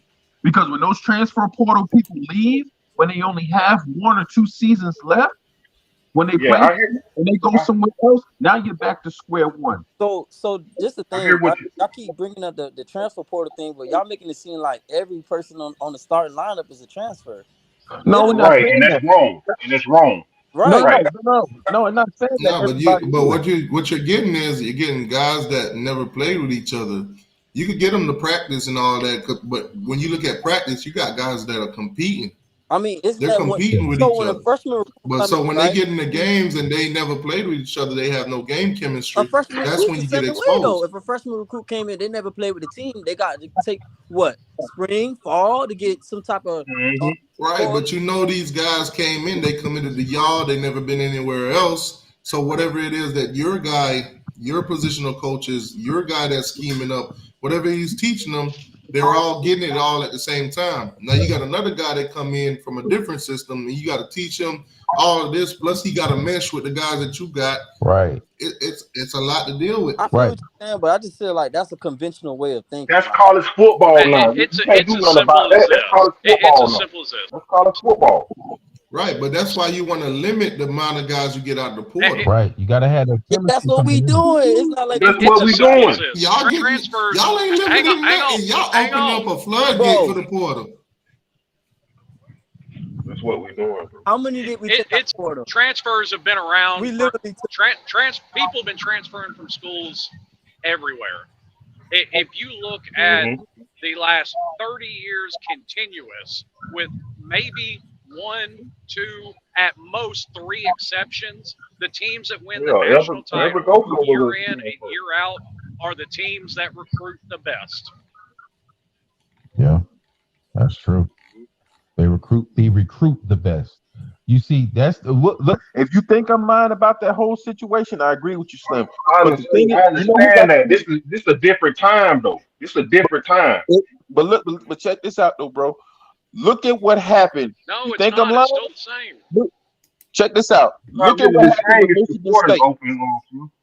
Look what happened with Michigan State. They had a stellar year with all those transfers. How many transfers did they have? About 40. What happened to them the next year when all those transfers left? What happened to them? But that's not the case. Nothing. I get what you're saying, but that's just not the case in Florida State. Like the way y'all make it seem, it's like literally every starter. See, you say you're not going to come in and be that homer Florida State fan, but hang on. But you're literally coming in here and saying, well, Florida and Florida State, we're going to be that exception. Get the fuck out of here. That's not what I just said. I just said that's not. You couldn't like rebuilding our team on transfers. he just said that Michigan State took 40 something transfers. So I said, but that's not the case for Florida State. We didn't take a whole class full of transfers like Michigan State did. That's not I what understand you didn't, but I'm not saying that y'all took that many. But what I'm saying is the majority. I ain't talking about I'm talking about the majority. The percentage is more than what you recruited. That's what I'm talking about. I'm not saying y'all took 30 or 40 or 50 or whatever. I don't care how many you took. I'm looking at it as the narrative and trying to make it as a similar comparison for what they did compared to them recruiting. They went to the transfer portal more than they recruited. That's what I mean. It don't matter if they took 2 or 3 more. They still went more than they did with recruiting. But when those transfers left, what were they left with? They were left holding the bag. They were quiet. You heard nothing from them. That's the whole thing that I'm talking about. Now, I'm not saying that y'all getting 40 or 30 or anything like that. I'm not saying that. It's just the fact from what we're seeing as realistic fans, not haters or trolls or anything like that. That's not a good look at all. You see what I'm saying? I hear what you're saying. You feel what I'm saying? It's not I a hear hate what you're thing. saying. But why we can't do both? Why we can't recruit and we can't That's the get in the point. portal? That's my point. That's my point. Exactly, You're doing more. though. That's the question. Why That's can't what Mike I'm Norvell saying. recruit? That's what I'm saying. He can recruit. He can recruit. Stop it. What are you talking Stop about? it. This recruiting class All didn't right. show that, All bro. right. He can Al recruit. Golden level. Stop it. Look at his recruiting in the 24 class. He can't recruit. Okay, but that's Yes, he had 24. like the That's 24. 25th We're ranked talking about. recruiting class in the nation. Nobody is winning a national title with a 25th ranked recruiting class in the nation. Here's the thing, bro. Here's the thing. Here's the thing. That's the 24 class. He's recruiting for the 24 class. That's fine and cool. Okay, you got your transfers and everything in from your 23 class. You got more transfers in than you do for your as far as recruiting. Okay, now here's the question. God forbid if something happens with those recruits. Now I don't know what the ranking is. I don't know if y'all got 3 stars, 4 stars, 5. I don't know. But for the 24 class. But what I'm saying is that if y'all have a horrible year with this team, okay, with these transfers and everything, and they don't gel well, You is talking what I'm about the saying. 23 season? You talking about the I'm just saying, if y'all have not the best season that y'all had like y'all had last year, do you really think that those recruits that y'all have is really going to come there or going to sit and stick with them? They ain't gonna stick. That go for anybody though, bro. They go for anybody though, bro. I mean, if you have a bad year, they ain't coming. They go for anybody. Well, you can even go back to 22. Well, actually, Miami just had a bad year, and all our players came, so I That can't was my subscribe to that. point though. Unless you are Garnett and Gold, it don't matter what happens. They can go 0-12. If you are a no to the heart, you're gonna stay. Because we went 5-7, and them boys stayed. That's my point. They are orange and green. They breathe it. Exactly to your point. Look at 22. That Florida State early on had a great recruiting class, top 5 in the nation. What happened to it? See, that's what I'm saying. You can do both. Why not do both? But why not? Don't just recruit for 24. Recruit for what you have now. Use all of that ability for the team that you have now, because this is the team that you're going to have on the field to keep those 24. Because if you don't do what you're supposed to do for this year, from 24 class, you can forget that, Jack. I promise you that. Unless they are a no and they want to be a no, they were born a no, they'll die a no. Unless they're in that category, they won't stay. So what's And the here's the problem? problem Mike Norvell's backed himself into is I don't think anything less than I find it hard. I find it hard to believe anybody was born and know. I think you got to be brainwashed into it. and here's the problem that Mike Norvell has backed himself into. Unless he's competing for the ACC title this year and possibly a spot in the playoffs, because that's usually what comes with it, it's a failure of a season for Florida State. I'm going to tell you one thing right now. Y'all can't go backwards. Y'all cannot go backwards. Y'all cannot go backwards in no way, shape, Florida State pegged at 8-4 this year. I better not hear no fire, Mike Norvell. I've got Florida State. I better not hear it. You're going to hear it because I got Florida State pegged at 8-4 this year. if they take a step So who back the four and losses? listen, Let me hear if the they four take losses. listen, if they take a step backwards and they lose those games that they're supposed to win, okay? Let's say if y'all beat y'all lose, y'all win the rank game, right? Y'all win the Yeah, rank that's one hell of a step back. I can give you the mood for Florida State right What's the now. four If losses? they beat LSU the first game, their fan base is gonna be unbearable. If they lose that first game, they still gonna say, "Oh, we're gonna win everything else." And It's LSU. guess what? I can already tell you, Vegas doesn't have a whole lot of faith in Florida State winning that game. They're a 1-point favorite in what would essentially be a home game. Bro, who the hell cares what Vegas got to say? Vegas had us losing last year. Because Vegas is right a whole lot more than they're wrong. That's why they make billions of dollars. Well, that's Didn't Vegas have A lot of didn't people. Vegas have you A guys lot of losing people. by one last year? A lot of people care Hey, about look, what Vegas had Vegas y'all has to winning. say. Vegas had y'all winning a whole lot more games than y'all won last year. I mean, honestly, we should have won a Yes. lot more games than we did. Okay, but, then so Right. We should have. We should have. But once again, bro, we Vegas talking is about right real a lot football. more. Why do you think all those casinos are so fucking nice? Because they win a whole lot more than they lose. Okay, that's all good. That's all good. But we're talking about real life when it's time to line that shit up, right? Yeah, I'm A lot talking of about real times life. Vegas They had make a lot of billions of times. dollars every year because Bro, they're what was right the a whole over lot and under? I don't really trust Vegas in March, especially after we ain't seen no spring games yet. Oh sure. Well, see That's the point too. Good point right there.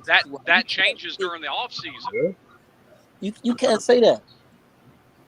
Gee. Because I mean, to be honest with you, Vegas got y'all what are y'all an underdog or y'all winning that game? They got them as a 1-point favorite.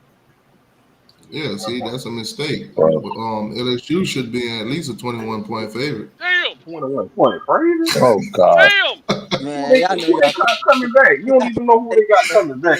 Yeah, Look, man. now See, let me. them FSU fans thought I was on their side for a minute. Well, No, we knew that wasn't gonna last. Here's We some knew that wasn't gonna undisputable last. facts about that game. Here's some undisputable facts about that game. No matter what team you're a fan of, LSU is by far more talented than Florida State. That's without question. Okay. And Brian Kelly is a much better coach than Mike Norvell. That's without question. Oh, you speak. Hold on. FSU fans, y'all gonna take that? Listen, he can say I'm all gonna let that. him talk. He could say all that he want to say, but I just know last year they said the same thing and we whooped that ass. Prove me No, wrong. no, wait. Here's the thing. folks. Don't No, just y'all didn't. dismiss it. Prove me wrong. Hold on, we got Thought you two did when we FSU did fans last on year. here. So let's you do this. Compare positions for LSU and Florida State. Better quarterback. Who Go got ahead. the best of the best? Better quarterback. Go ahead. Who got got better a better quarterback?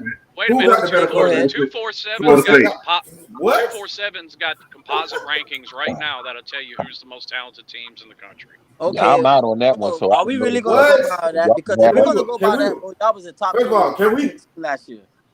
Can we please rewind it real quick? What the hell is this? So, bro, if you're going to go by talent composite, Miami was a top 10 team last year. So what you saying right there, that's irrelevant. No, it's not irrelevant. It's not irrelevant because you were a let me- top 10 team last year, but you didn't perform as one. Okay, but And listen, I said they weren't going to because, But like here's- everything else, you have variable in situation. Okay. Look what happened to us last year. Do you It's think? irrelevant when you got variable in situations? So Wait, I can't get over that y'all said y'all quarterback was better. Better than who? Better than LSU quarterback. Y'all sleep. Hey, you sleep. Y'all sleep. Well, no, that's actually Y'all one really- position. Hang on, that's actually one position where I think Florida State is better than LSU as a quarterback. Thank you. Is that kid coming back for LSU? Sleep. That kid, Jefferson, he coming. yeah. Whoa, Oh yeah. You Yeah, know what? I'm Jefferson's gonna be better. honest with you. I'm gonna be honest with y'all.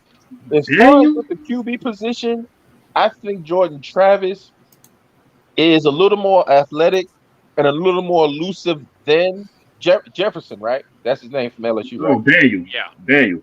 Daniels is his name. Oh, Daniel. Okay, that's the guy's name from LSU. Okay, I think. All right, so let's do this. Let's do this. Quarterback position. Who's the better quarterback? Travis. I think Travis is a little bit more elusive. He's a little bit more accurate. He's a little bit better than the guy from LSU. That's what I think, honestly. No. Okay, so you also got an FSU fan in the comment section. He said Daniels is better. Okay. Daniels is way better. Nah, so I can't. I'm sorry, Daniels. I don't I'm know. sorry. I got to go by what I seen. Y'all Now, see what? Did anybody see what Daniels did last year? Nobody see yeah, I it. seen that. I'm like, nobody see what Daniels did. Not by a whole lot. I You see what Travis did? The man. The man saying- took the man. But did Travis take Florida State to the ACC championship? No. We could have.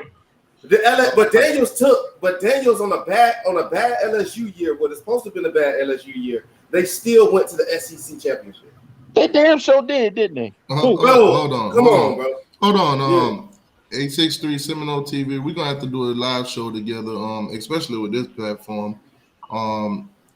We could talk about Florida State versus LSU and all of that. On the show, we got to set up a show together because y'all disappointing in 863 Seminole TV right now.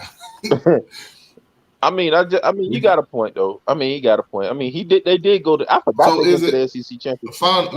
Let's final verdict. Is it Jordan Travis or is it Daniels? I would take Travis.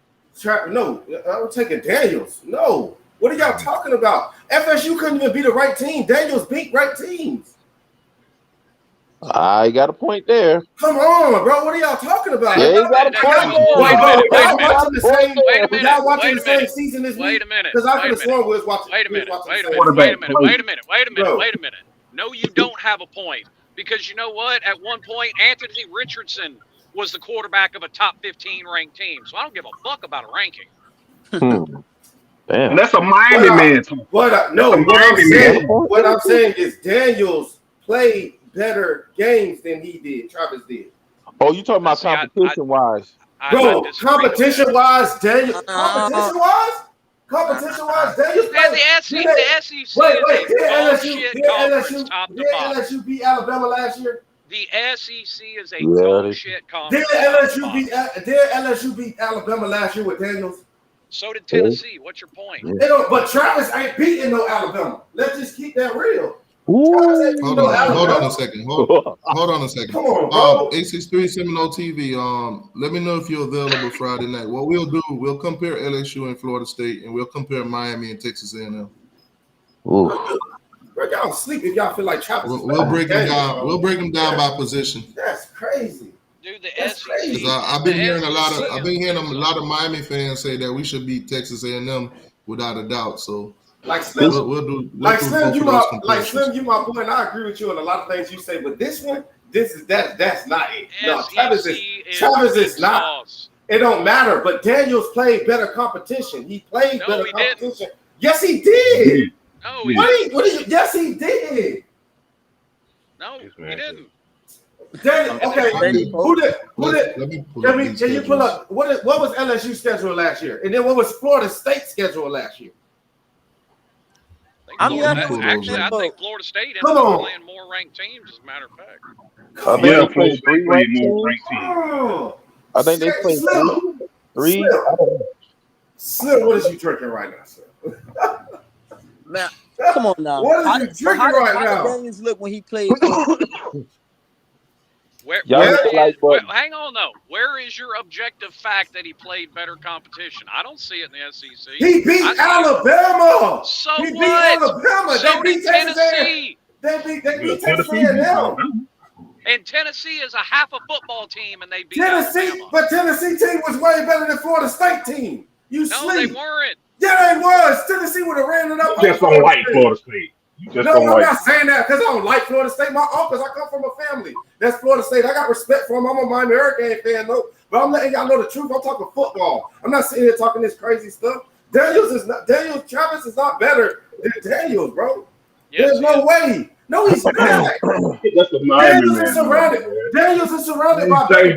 He changing his damn outfit. Wait, you keep saying I'm a Miami man, but I'm not talking about Miami. I'm talking about LSU. I'm just here for the comment. I'm not even talking nothing about Miami right now. So why do you keep saying Miami? I got LSU.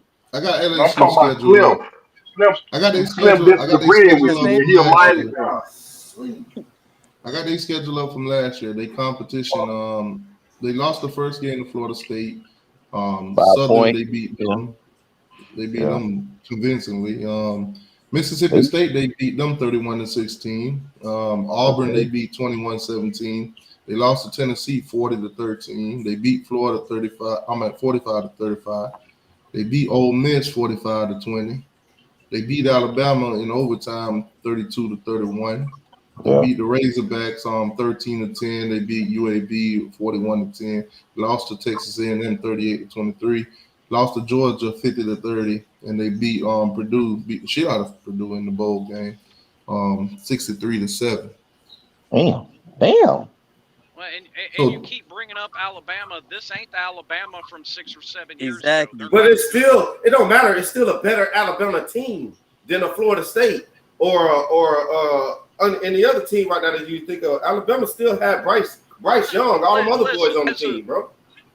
So they played about 3 good teams. All right, let's take a look at Florida State. LSU. It ain't like Florida State playing top talent like that, bro. But we played 3 good teams. They ranked team. As a whole, Now, Florida State wise, LSU is I don't really think talented roster, but Travis is a better quarterback. Duquette was trash. LSU was a good win. Louisville, questionable. Boston College definitely was trash. All 3 ranked opponents, they lost to them. Georgia Tech, they beat. Miami, they beat. Syracuse, they beat. Raging Cajuns, nothing to hoop and holler about. Then they beat Florida by a touchdown. And then they beat a second-string Oklahoma team in the bowl. I was saying that Jordan Travis was better as far as elusiveness and being more athletic. As far as who they face, that's a whole nother subject. I just meant like more elusive. Yeah, that's what I meant. That's what I was talking about. Florida State schedule is not better than LSU schedule. I'm just saying Daniels played a better team. Based on the wins that LSU had and the wins that Florida State had, who had better wins? Who played against the toughest teams though? That's LSU. That's the question. LSU is going to look to have better wins because Florida State didn't beat anybody with a ranking next to their name. That also doesn't mean a whole lot to me. Yeah, I mean, they did have the better wins and stuff like that. Like I said, I was just talking about the elusiveness as far as him being able to run, getting ready to throw the ball, and getting ready to get out of sticky situations. Other than that, passing the ball, Travis is light years ahead of Daniels. Exactly. Y'all went down that damn dark ass alley when they was talking about the damn schedules. That shit there, boy. That's a whole nother subject. And even though it is the SEC do have some chinks in their armor because they just overrated. You know what I'm saying? Like they do have chinks in their armor just because they say that they're the Southeast Conference. That don't mean that they're just the best conference out there. It don't. I mean, they got some ass chip ass teams in there too now. Let's not get twisted. You want definitive proof? Hendon Hooker was mid as fuck in the ACC when he was when he played for Virginia Tech because we showed. But that man was a Heisman candidate at Tennessee. Damn sure was. That ain't no lie. SEC overrated as fuck. But that's what I'm saying. That the whole thing is that that's what I'm talking about as far as competition. Now, as far as competition, like I said, that's a whole different story. I mean, like elusiveness, being accurate with the ball, being able to make a play out of no play. That's what I mean by Jordan Travis and Daniels. That's what I mean by that. As far as competition, gotta give it to LSU. LSU did go to the ACC. All right. So quarterback with everybody's not gonna agree. Some saying Daniels, some saying Jordan Travis. Y'all let me know in the chat. Anybody in the chat, who's the better quarterback? Jordan Travis or Daniels?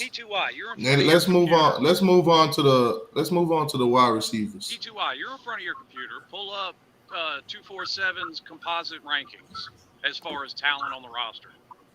And while y'all doing that, folks, while y'all putting that in the chat about who's the best quarterback, who y'all think, please hit the like button and subscribe, please. Thank y'all. It helps the algorithm for the channel. And Dro, that ain't got nothing to do with Virginia Tech or Tennessee. Hendon Hooker was at Tennessee for 5 minutes. Stop it.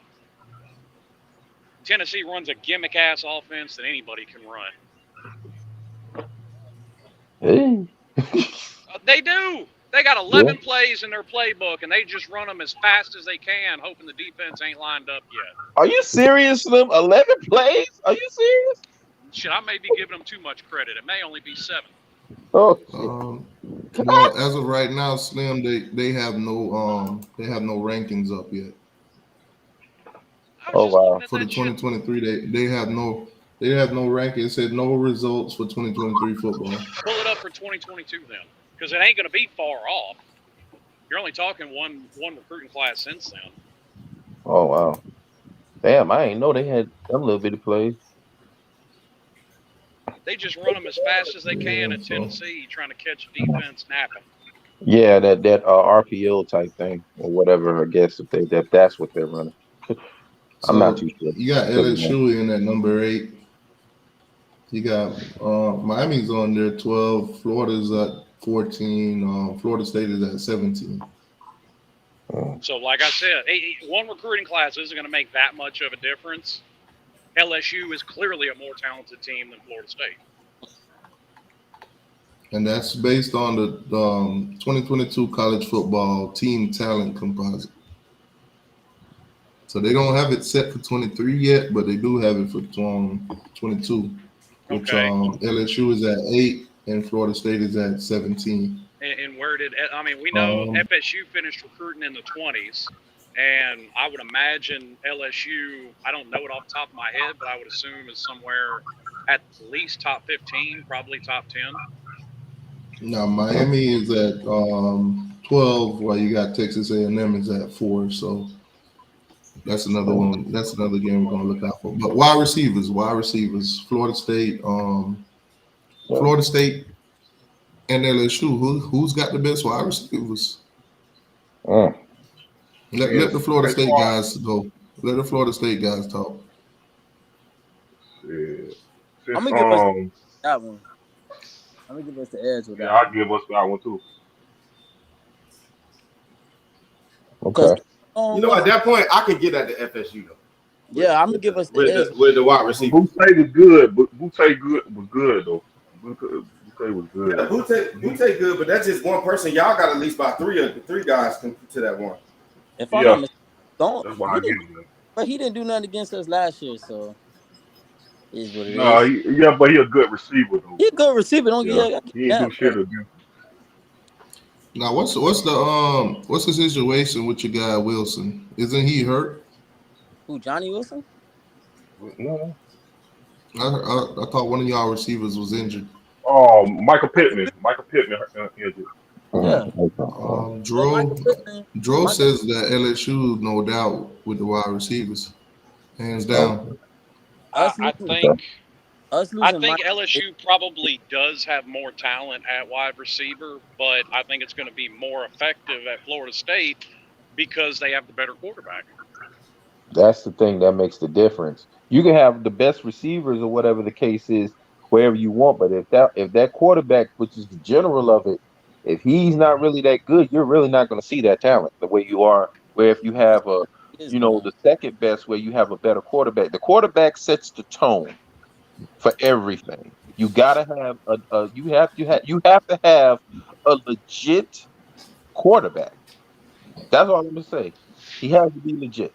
Oh yeah. That's gonna set the tone for everything. Y'all don't remember that whole thing he pulled last year? Huh? All on social media and all that.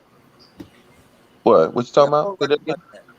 Yeah, Boutte, he gone. Remember that? Yeah, he gone. But he was completely ineffective last year. I just have a remember. good season. I just remember it's Makai that's injured for Florida State, not Wilson. It's Michael Pittman, yeah. Yeah. You said Boutte. You said he's gone. Yeah, he left. Y'all remember what he did last year when he deleted off his social media? He was mad. Wait a minute. What did he do last year on the field? Nothing. Nothing. Yeah, that's what I'm saying. That too. He didn't do nothing on the field last year, but I'm just saying. So wait. So is he going to the draft or is he transferring? He should be going to the draft. I think he's transferring. Basically, what happened is, and some of this is rumors. but there was a recruiter and a coach and some players and Brian Kelly's daughter all in a hotel room. Wait, Brian Kelly's daughter. I thought it was a recruiting girl. I don't know what it is. I just know he's yes, but I thought apparently it was I thought it was that Redbone that they all ran a train on, allegedly. No, apparently it was somebody on the recruiting staff, but it just happened to be Brian Kelly's daughter.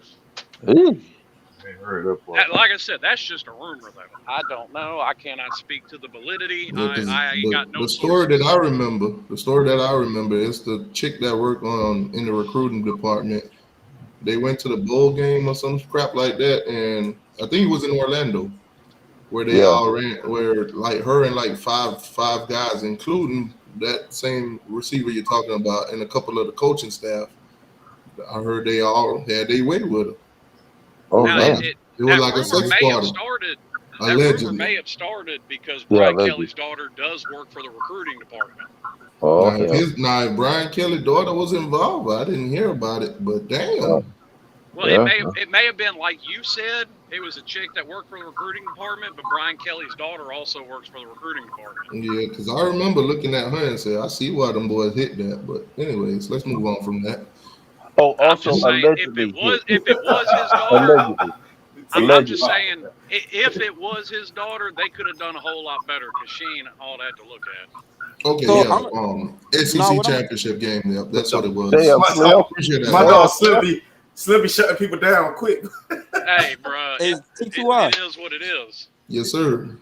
The reason why I say like I give us a slight edge at wide receiver is not that I feel like LSU receivers are trash. It's just they got a lot of young receivers that we didn't see yet. So I gotta wait till the spring game to be like make an assessment and say, oh, we better. But I'm only giving us the edge of what I saw from our receivers that actually played and had some playing time last year versus Are both of those Wilson guys coming back or just one? No, Pokey gone. Okay, and I'm gonna be honest with you. Was Pookie the good one or? Both of them were good, man. Don't start. They were good. No, but I'm saying one was better than the other, obviously. Hey, listen, I think it was Pookie was the one that caught that one-hand catch against LSU. That shit was nice. Was Pookie the real tall one? No, you talking about Johnny. No, that was Johnny. Okay, so Johnny's coming back. Yeah, I call him Light Bright. Is he? Has he worked on his catch? Because I know he had a lot of drops last year. I don't know. He's a good. Damn, why do I have to give them compliments? Shit. He's a good receiver, but he had a couple of drops. He did have some key drops. If Johnny would have caught a couple more of those balls, he would have been a 1,000-yard receiver. Y'all can't be making me give Florida State compliments, man. God damn. I mean, you got to be realistic now, T2Y. I mean, you got to give them credit where credit is due. Now, you know what I mean. I can't stand the nose either. I can't stand that. All you want. I'll give them a 300 credit. I mean, I wouldn't give them credit as far as scores. I wouldn't give them that high. But the problem is that I'm a realistic. You know what I'm saying? You gotta. You know what I'm saying? I give it to them because of the fact that they earned it. They wasn't given anything. They earned what they got. The consistency showed. Hey, H63 similar TV. I'll be watching him on YouTube. But is he a? Oh my God, bro! I was about to say it. Hold on. He the 45 3-kite dude there. He's the one that caught that damn ball across that damn middle, but Travis aired that shit out. And he caught that straight down the pipe. Some of the talent now on FSU, you know what I'm saying? They do ball. Let's come to a final verdict. Let's come to a final verdict. Who got the best receivers? Is it LSU or is it Florida State? Y'all let me know. I get this on Florida State. I give it to Florida State because of the consistency of the quarterback for the quarterback giving them the for the props that they give to the wide receivers for them to be able to show their talent. Chris, I ain't gonna lie to you. What you just said, I wish I had that soundbite that said, "Have you ever had a dream where you ever?" I'm just saying, man.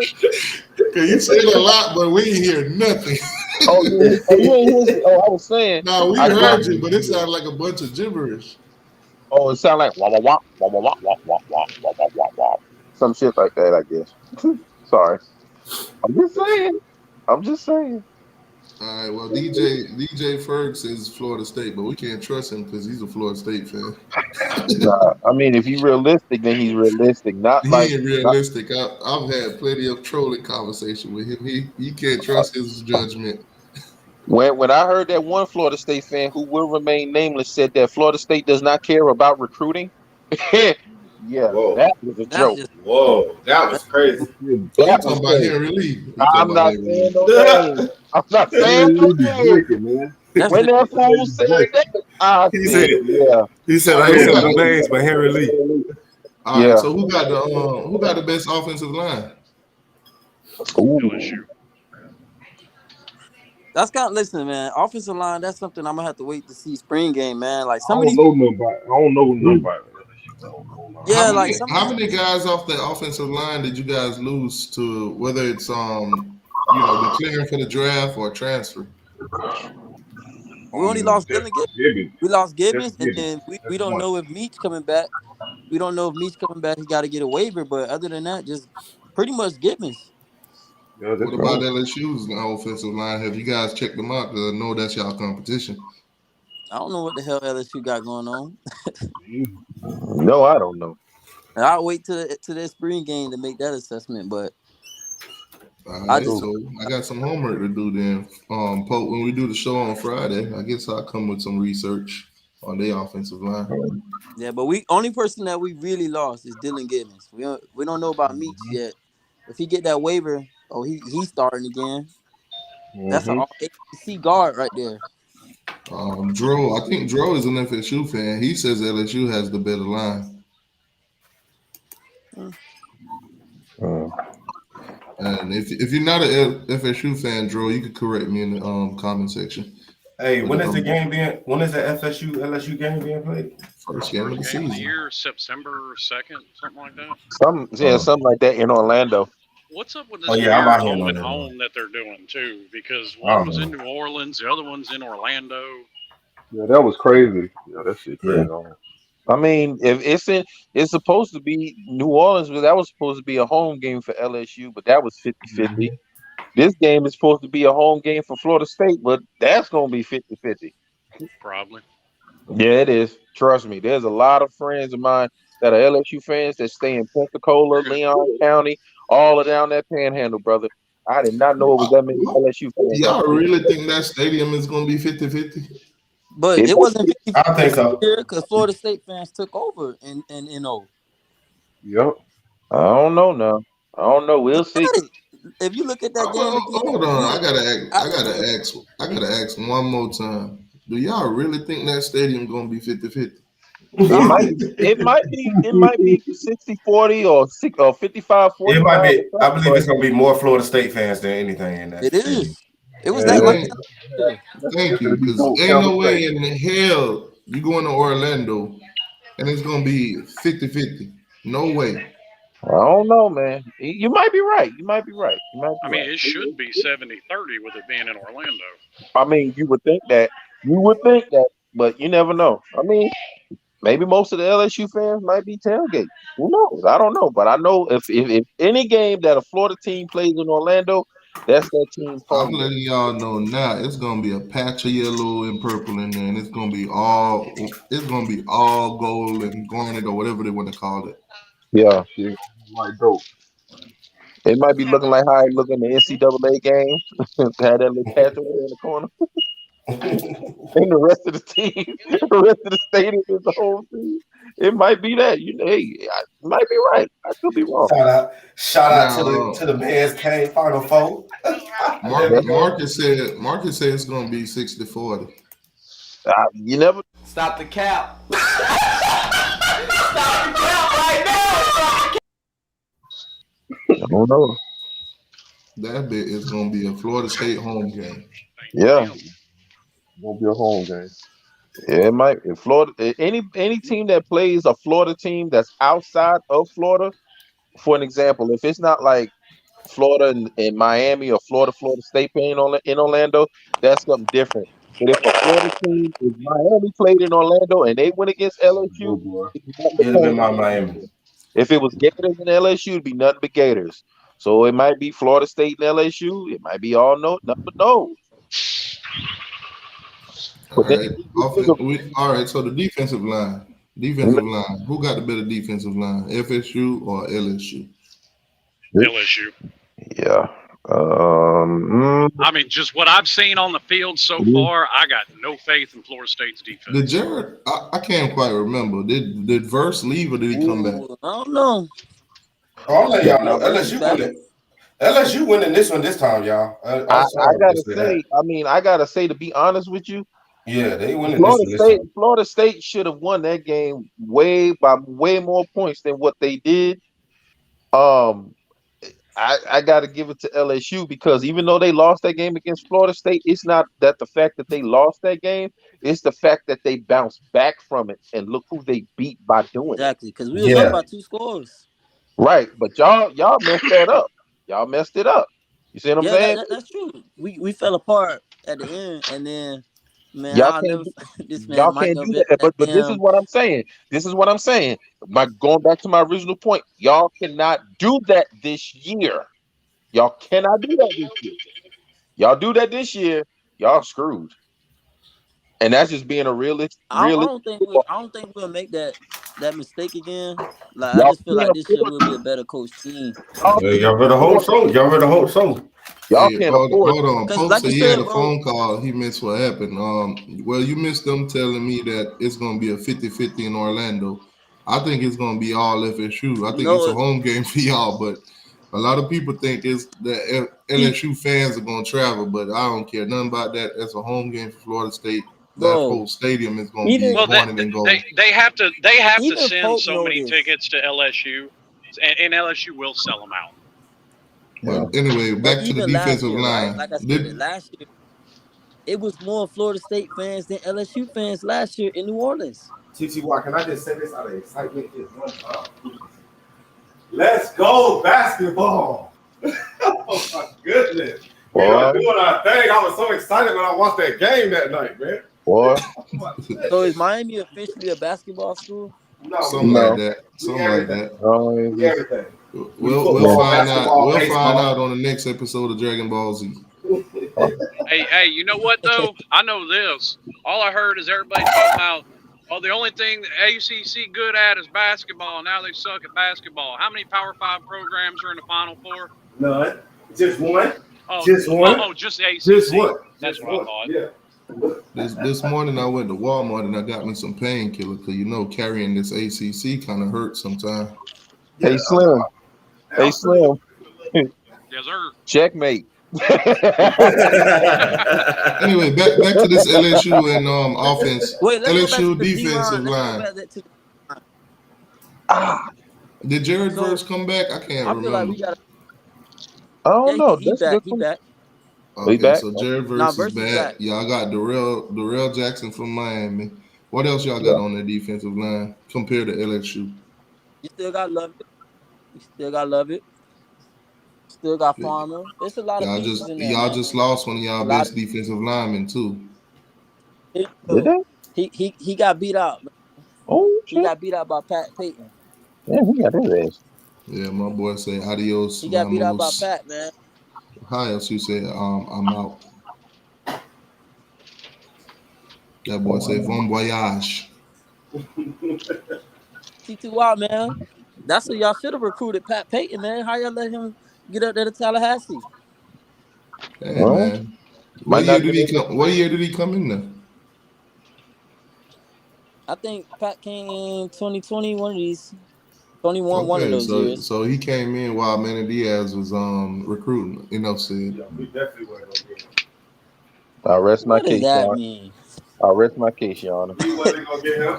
That's Manny Diaz recruiting was like going to the portal and doing what Norvell do right now. If we have Manny Diaz, hang on, T2Y. You got to correct that now. Even Manny recruited better than Mike Norvell. They ain't gonna like that. Hey, you think? Slim, you believe if we had Manny, we would have got Nigel Lee Kelly and all them other boys that we got now? All them boys would have been up there in Tallahassee right now. At Miami. All of them boys would have been in Tallahassee right now.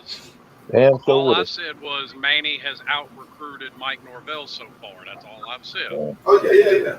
At least Manny stayed in the top 15. Mike Norvell can't get in the top 20. Out recruiting Mike Norvell though is not even an accomplishment no more. Because he really don't recruit much of the players that we recruit. I mean, if Henry Lee's to believe, he don't recruit at all. Hey, we can't take the words of Henry Lee when it comes to Florida State, other than wins and losses. bro, I'm sorry. That shit just threw me for a loop when he said that we don't care about recruiting. That boy did a whole Dan Mullen press conference. Recruiting start after football.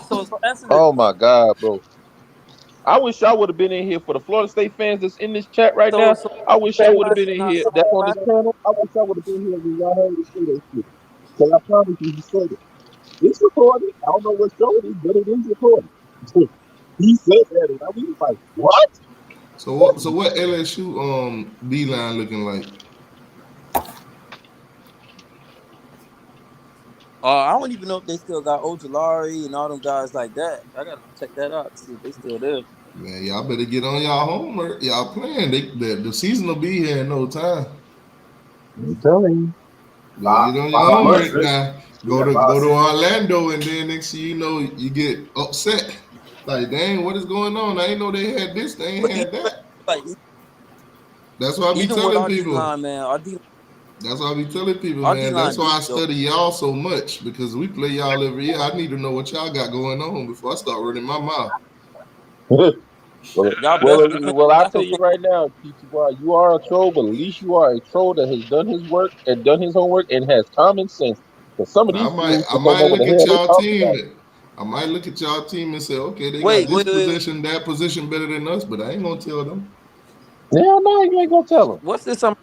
Miami having some 5'11" defensive tackles winning 260. You said what? What? I heard Miami got a 5'11" D tackle weighing 260. Do me a favor, please. Get out of here. Get out of here, man. Shit, I'm saying. All right, he talking about Thomas Gore. Oh, yeah. I'm talking about Thomas Gore. From I think he came from. That ain't the one you need to worry about, though. You need to worry about something like that. Wait, which one we need to worry about? Because I didn't have to worry about any of them last year. Nah, I get his height. Hold on, Slim. I get his height. Which one? I get his height and I get his weight. But did y'all watch the tape though? Did y'all watch the tape though? Is that the one we got to worry about? How many players from the G5 level did y'all get out the transfer portal? But did y'all watch their tapes? Hey, don't tell me it's Leonard Taylor. Leonard Taylor, you sleep. Don't talk about Leonard Taylor now. Don't talk about Leonard Taylor. Don't talk about LT now. Oh my God. Don't talk about no Leonard Taylor now. LT was a no-show some games. He damn sure was a no-show against Florida State. The one you need to look out for is that 4-star that Miami took from Michigan. Don't dare ask me to mispronounce his name, because that's exactly. Oh, you talking about Archie Palm? Talking about Collins. That motherfucker is 6'9", 315, and he's ready to take some motherfucking heads off. Yeah, I'm letting you know. I want that same energy he got right now talking about our D-line. I want that same energy when we play out. You ain't got nobody to worry about. I know for a fact that our D-line damn sure better than y'all D-line. I know that. I'm gonna put it to you like this. We're gonna find out. Let me put it to you like this. We stay healthy, we gonna be a problem. Yeah, it's over, bro. I don't know what I mean, we gonna be a problem. We got depth. But we got depth too, but we have better depth now. We got Nigel Lee Kelly, and they already saying Ruben Bain tearing it up. He gonna be on the field. It's gonna be hard to keep him off. Now, see, that's one right so, there. like, who on your offensive line is he going right against? There. Come next season, if he puts on some weight, Ruben Bain gonna be a killer. Yeah, that's what I mean. Then we got Jaden Wayne. They already saying Ruben Bain ready right now. Like, Yeah, have that's what y'all I'm saying. seen? That's what I Have y'all said. seen Ruben Bain? No, Bro, Ruben Bain look I like a know. man, bro. Grown ass man out there. Bro. Ruben Bain's ready to go right now Y'all at playing DN. What they've Bane talked at end about or tackle? But you know who y'all ain't It right don't even now, matter. We hearing can play him about? anywhere. We can play You him know who anywhere. next y'all ain't season even once he hearing put about? Y'all ain't hearing about Bobby and Robbie Washington. Those Right. Oh, two yeah, guys. yeah. Those two guys are going. Boy, You can't keep them off the field this year. Both of them. don't say nothing. Not Don't one, say both of them. But nothing. At that hey, y'all linebacker forgot. position and at that receiving position, they killing it. Ray. Hey. Remember I told y'all. Oh I yeah, like they've been talking Xavier about I Ray. hear what Restrepo. y'all I saying, like but what Xavier y'all looking like in Restrepo. He practice? gonna fight for that position. But if he let Ray and that Washington brother get on that field, boy, he ain't getting that spot back. I'm But telling you. who are they practicing against? Because it's not like a What do you lot of mean? notable names on your old line to like Yeah, practice. we do Okay. got not. Yeah, we do. We do Wait, got a Oh, lot what? of no, You no, notable say no, no, names. our no, O no, no, line? no. Bro, Can't football talk. Don't say shit. Don't say shit. I mean, I want to look. y'all got two tackles that 5-star tackles, but Okay. You keep thinking that shit. but keep I'm it. saying that. What?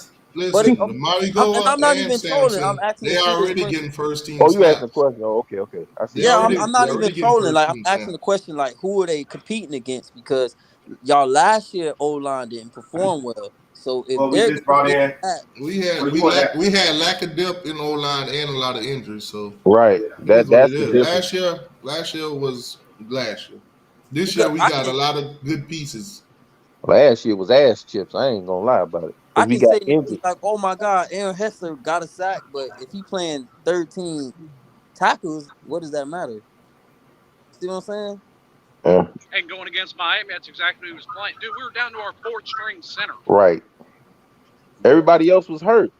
Now the question is, if those people don't get hurt, if our first and second strings don't get hurt, is it a different season?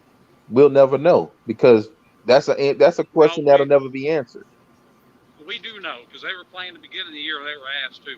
Oh, okay. Well, yeah. At the end Hey of this man, look. recruiting, I want. all I'm gonna Hey, I say want to at let the you. end of this recruiting cycle, if Mario could pick up more trench players, especially at the defensive line position And he will. He will. and offensive wise, more offensive tackles because we got a lot of guards. Yeah. It's gonna be on and popping.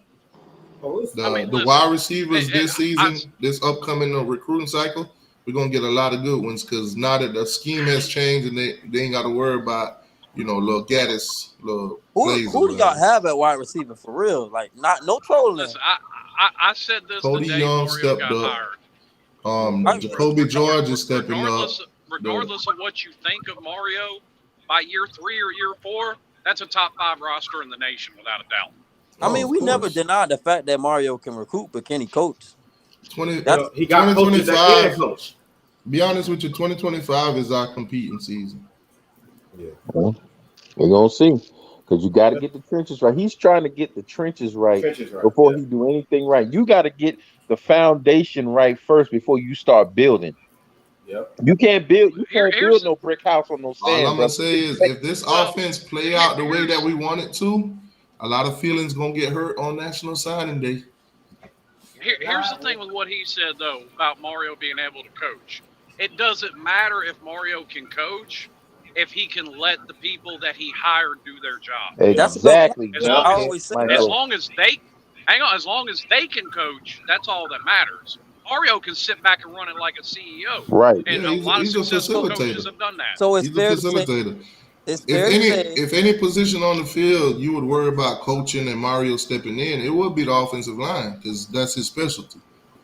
But you also got Maribal, who is a great offensive line, coach. So I that don't just know goes because he hand told in y'all hand. last year he was gonna cut some limbs off. Answer Did me he cut them off this. yet? Yeah, we cut them off. Hang on. Answer me this. Does anybody think that Dabo Swinney is a great wide receiver coach? Hell no. No. Okay, then. But he runs his program like the CEO. Yeah, but he hires guys that could coach those spots, and then if he has to step in, and he could do so. He knows So how to it's do fair that. to say this that Mario's going to go as far as his coordinators go. Exactly. That's 100%, and you saw that last year. Yeah. To Gaddis me, was terrible. that's kind of 50-50 though. Cause say if I don't know who your coordinator is on your OC is now. Say if he does good a year or two, right? He wants to dip out and get a head coaching job. Now you got to start over. versus like with Norvell, that's his offense. It don't matter who come in there. That's his offense. The offense is already implemented. That's my only thing. And to the example you just brought up, Alabama's changing coordinators every other year, but they keep it going because number one, Nick runs it like the CEO, Exactly. and number two, they ain't had worse than the third-rated recruiting class in the last 15 years. Talent makes any coach look a whole lot better. Yeah. Yeah, but my thing is the philosophy. I just feel like the philosophy at Miami would never be consistent because Mario got his run philosophy, but at the same time, it's not like Mario is not seen as a offensive coach. Like you're not gonna say Mario gonna go out there call plays. Mario's gonna scheme this up. You're not looking at Mario for that. That just is what it is. Well, you're not looking at Dabo for that either. That's why I brought him up as an example. But Clemson on a different stratosphere. They've always. I think you're 100% correct when you said Mario's success depends on his coordinators, especially play calling. You're 100% right. Yeah, because Mario's never been a coordinator. Yeah, he's not the coach for that. He's a facilitator. Right. Well, let's just hope and pray, man. Y'all coordinators. DJ Ferg got a question. He got a question for y'all. He says, "Who's better O-line coach, Mario or Alex Atkins?" Man, y'all know the answer to that. Come on now, let's not act stupid. Who has Atkins really, produced? Boy, you better stop. No, I'm asking. I'm not trolling. I'm asking. Who has he produced? Robert Scott, 3-star. Nobody would have saw that coming. Developed him. Okay, but beyond who else? Beyond just Oregon, you have to look at what Mario did as the O-line coach at Alabama as well. Yep. Okay, but who else has he developed? Like 4- and 5-star like linemen though. That's like, are you? You really? gave me one name, but who has he developed? But it doesn't matter if they 4 or 5-star linemen. Maurice Smith. Hold on. Let's keep going. Okay. Let's keep going. Maurice Smith, right? Undersized, but every time they try to out-recruit him to get somebody else, he did nothing but win the job. Guess what? That's coaching. All right, keep going. Dylan Gibbons came from Notre Dame. He was a swing offensive lineman. That don't count. Like, he said, "No, you can't say cap." He came in there ready already. He was already ready. If he came in ready already, he would have stayed at Notre Dame, though. You can't really say that. But he came to Florida State. Come on, man. That guy was already. Yeah. He was already developed. He was already ready. Came there. Okay, so okay. You know what? Here's one. That's like you trying to convince me that Jermaine was developed at Florida State. He wasn't. Hell no. Here's one you can't top. When Mario was a GA at Miami under Butch, Mario is the one that found Bryant McKinney, who was at Miami on a band scholarship, and said, "No, you're gonna come play left tackle for me." I mean, yeah, that's one you got right there. But if you look at what Mario's recruited, star-wise versus what Alex have gotten and made work, is not comparable. What's that guy he had at Oregon that went as a Penny Sewell, whatever? 5-star. So can you say Mario developed him? I can't say that. Yes, he can. I mean, he brought him in. Didn't he bring him in? Didn't he teach him? He taught him all the way through, didn't he? Yeah, he did. He did. You could say he was an exceptional talent, but at the end of the day, who coached him up and put him in the league? You got to give credit where credit is due. In a Jermaine situation, Jermaine came from Georgia. He got developed at Georgia, and he came to Florida. But he didn't start at Florida State. It was but why didn't he start at Jordan? Ask yourself, why didn't he start at Georgia? You know how many people are just like him that are better than him at Georgia? There was no room for him at Georgia. So he went to Florida State. Exactly. He needed more play time. He needed to be the star guy, so he went to Florida State. He could have went to any program. He could have went to any program. And he still would have shined. Now, correct me if I'm wrong. Didn't he come to Miami first? But Manny was like, we need to get 2 years out of you. But the reason why he went to Florida State. If Manny had promised this guy just a one and done, he would have been at Miami. He would have been at Miami. That's what I'm saying. He went to Florida State because Norvell told him, you can come here and start. You can get your one and done. Manny said, we want you to start for 2. And he didn't want that. He wanted to do a one and done and go into the league. Manny couldn't do it with his dumb ass. But That's the yet only still reason he why the went Seminoles out got him. there and he destroyed Jermaine Johnson did what to TVD what Greg Rousseau did to Rodemaker. Yep. Hey, I'm Same. not gonna lie though. I always Hold on, wanted Jermaine Johnson. I think we drove away from the topic though. But let's get back to LSU and Florida State DBs. Let's talk DBs. Eh? What you got, Brian? Who you taking? Florida State DBs or you taking LSU DBs? Like I said, man, some of this stuff I gotta wait to see in the spring game. 'Cause I don't know who the hell. LSU. LSU. Look, I mean, That's not even regardless of who, regardless of the coach, regardless of what's They always going recruit on, well at DB. look at LSU's track record over the past 10 years with DBs. Yeah. They're elite. Yeah, Yeah, I definitely take LSU DBs because if I you might look take at it, those LSU guys over was committed. Most of the guys that was committed there before leaving, because when Brian Kelly came in, most of those guys were brought in by Corey Raymond. Yeah. And ain't nobody on Florida State staff at any given year that was out recruiting Corey Raymond at LSU. Yeah, you got a point there, bro. Got a point there. Cause them boys from I'm there. Them boys is nasty at LSU. I got to give it to them. It's not about being biased or whatever. Because I'm a Cane fan. It's talking about reality here. We talking football. Yeah, Plain But I football. mean, at the end of the day, that game, I think that game could go either way because last year LSU was more talented than Florida State, and Florida State won the game. Yeah, they won the game. But I'm gonna tell you something. If they wouldn't have blocked that kick and they would have went into overtime, might have had a different outcome. But we don't know. But my whole thing is that Florida State took their foot off the gas, or they lost the gas that was in there. I'm telling you, because once LSU started They may have getting been it, running out of gas. Yeah. yeah, because once LSU started getting it together, them boys was getting it, and they was getting they kept going. Even though they lost that game, they still kept their foot on that gas though, and they did it all season, and that's what got them the wins that they got. Even though they lost the SEC championship, they still went. They did beat Bama. They did beat Tennessee. You know what I'm saying? They kept their foot on the gas and they kept going. No. Tennessee handed LSU their ass. Who? Oh, I'm sorry. mean, No, not let's Tennessee. I mean, look at FSU's secondary. Damn. Other than right. Jamie Robinson, who else can you name off that secondary that anybody could actually pay attention to? Yeah. Nobody. Regardless of what you think of Brian Kelly, I think that's what this game, specifically this year, is going to come down to. Brian Kelly has made the playoffs. Brian Kelly has made the national championship. Mike Norvell's nowhere near that stratosphere. Yeah. Even though Brian Kelly has never won it, he has been there. Got a point. Sure has. He ain't never won it, but he has been there. And part of that reason, and I'll give him a little bit of credit, part of that reason is because of the academic restrictions of Notre Dame. Yeah. He can't recruit at Notre Dame like he can at LSU. Right. It's a different. That's a whole different a book right there. You right on that, Slim. You right. Because we talked about that before. That's what the whole problem was. If he could have recruited at Notre Dame the way he do at LSU, it would have been a different story, I feel.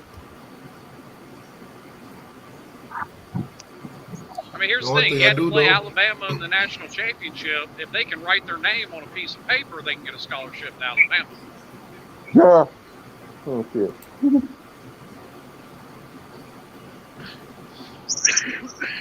Damn. And you're right. I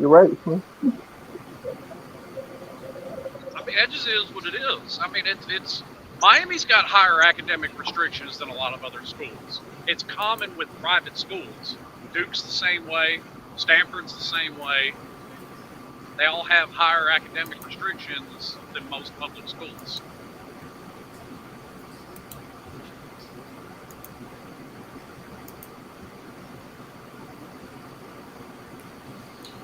Yeah, man, but at the end of the day, that game is going to be nice to watch, especially if FSU lose. Hey, listen, I had fun watching a Florida State game last year. I watched the Florida State game. That turned into a much better game than I thought it was going to be. I thought Florida State was going to blow them out. What year did Derek McClendon? What year did he come into FSU? Because looking at him, he's got 4 years of eligibility, and right now he's listed as a 3-star out of Tucker, Georgia. Oh, so 2019 he came in. So he came in before COVID.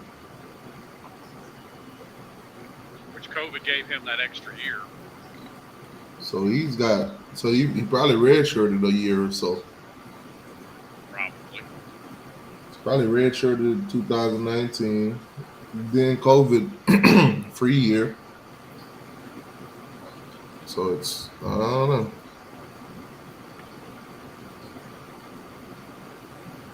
Well, and don't forget, too, you can always petition the NCAA for a 5th year of eligibility. You don't see guys do it often, but it does happen.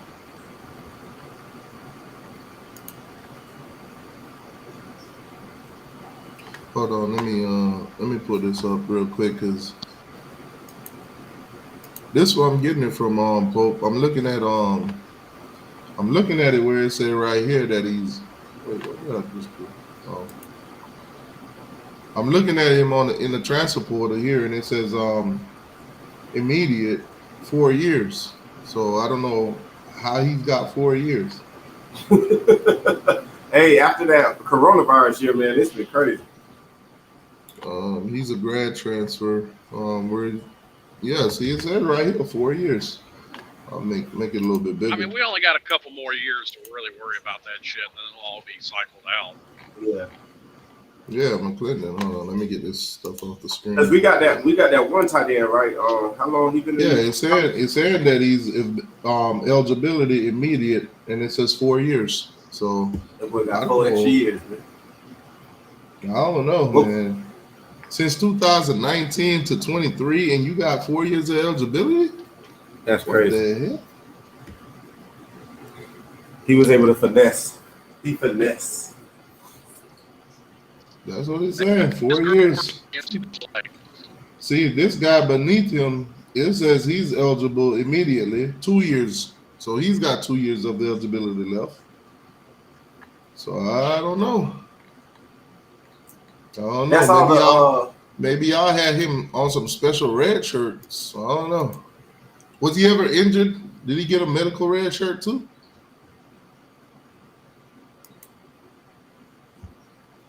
Can y'all hear me? I mean, you can get extra years. Let's not forget, Chris Winkie was like 35 the year he won the Heisman at Florida State. He said, boy, gonna graduate. He said he gonna graduate when he's 30. Hey, you know what's bad though? And Georgia fans ought to be ashamed of themselves. Stetson Bennett's stupid ass didn't graduate until this past season. How the hell? You were the same age as Lamar Jackson, and your ass just now graduating high school. Yeah, he is. See, DJ Ferg got a point. We got a tight end that's in year 8 right now.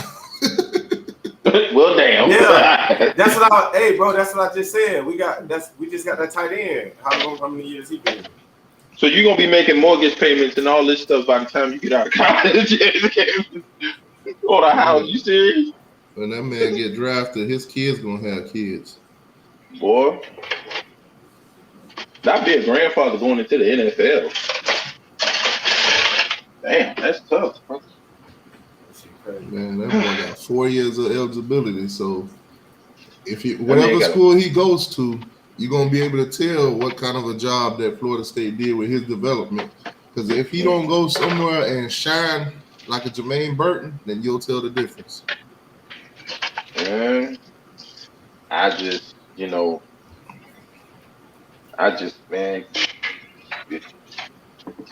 Then you can really tell who developed who. Yeah. Yeah. I mean, I see what they're saying as far as like those guys that was in there. I understand what they're saying as far as with the recruit, like with the transfer portal. But you can't make a whole team like that because you can't. That's just like you putting a Band-Aid on a bullet wound.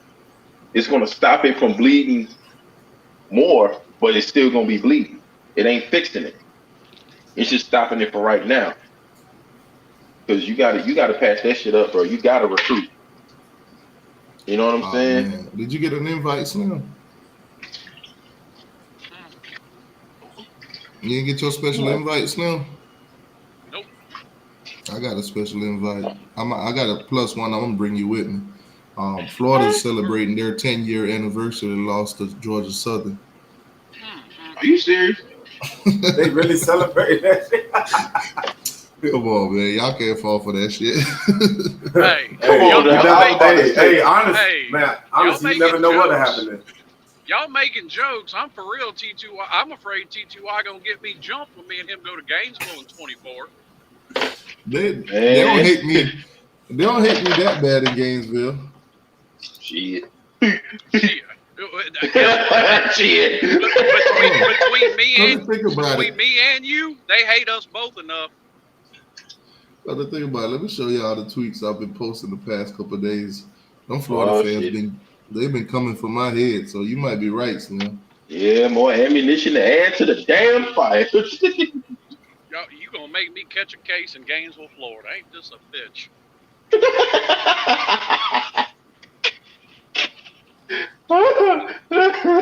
So this the one. Hold on, let me share it. This the one that I started all the problems with. So I posted this one. Breaking news: DJ Layaway said that if Florida wants to keep him to stay committed, they will have to come up with $14 million. And why $14 million? Because they was gonna give Jaden Midshot a $13 million, and I'm worth more. They went ham. Damn. They went ham. They was cussing me out, talking all kind of crap. So, also, man, we need to get away from it. We really need to get away from Adidas. I want you guys to look at these. These are what they gave our girls to wear. What the hell are those orthopedic shoes? That's what they look like. No wonder why they lost. them look like the shoes they give you in the nursing program. Hey, all you need is the hospital socks. Seriously, what are these? The Air Force negative 2.0s? Like, hey, I'm for real. Bro, this is what they gave us to wear to represent Adidas. As far as the outfits, okay, maybe they could get a pass, but them shoes, what are those? Bro, none of this shit represent Miami, bro. None of this say Miami. All they need to do is have a hospital gown and they'd have been good to go. We're in the freaking final. We're in the Elite 8, and this is what they give us to wear to represent their brand. Come on, man. Yeah, we definitely need to leave. Hey, I was thinking, let's go. What if we get Jordan? Adidas. I'm talking to y'all. Adidas. Stop it. Get some help. And that's the guy we need to get right there. The one that's what we need to get. That's the one we need to get right. I was like, ain't no way. No way. Here's the problem, though. They signed like a 10 or 15-year deal with Adidas, so they ain't going nowhere anytime soon. Yeah. When did they sign that, though? Yeah, when did they sign it? Yeah. Now, this the other one that I put that really got them. Breaking news, the Florida Gators will be celebrating their 10-year anniversary losing to Georgia Southern this season. G5 Billy is asking, on Twitter. He said G5 Billy is asking to bring your own everything because buying players left the school broke. Yeah, bring your own food too, because they damn sure ain't gonna serve you nothing good. Man, they've been killing it. And then I post that one, them Gator bumps, because they kicked me out of their space. They was like, as soon as I came in there, they kicked me out of space. So I was like, well, you keep posting their arguments on YouTube. That's why. So I put breaking news: Florida mascot decommits.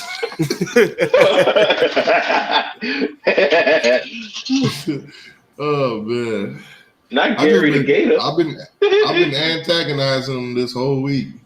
Oh, yeah. Anyways, y'all in the comment section, I'm trying to do a video.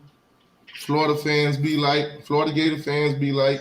So I need y'all to fill in the blanks, and I'll put them in the video. I'll put whatever y'all points are in the video. Florida fans be like with a blank, so y'all can fill in the blank, and I'll put it. Whatever y'all say in the blank, I'll put it in the video. Yeah, man. Y'all a trip. Hey, I gotta tell you, T2Y, that video that you did when it was all three of y'all with the damn shirts, I was hollering at work. That shit was Yeah, so damn that's what I'm funny. saying. That's what I'm about to do. I'm about to make a Florida fans be like If y'all haven't where I seen that, dress y'all up. gotta see that. Yeah, I dress up as like I'm gonna dress up as like 3 different Florida fans talking to each other. That shit was hilarious, bro. I said, this shit damn new. fool here. I said, this fool here, boy. I What's did wrong a with Miami fans be like already 863 Oh, by the Seminole way, TV. T2, I thought you were going to come up to South Carolina and hang out with us back at the beginning of March. Yeah, after watching us getting our ass whooped. Oh, come on, man. Hey, I was there dressed up as a mascot. Come on now. Oh, you talking about the Olympics?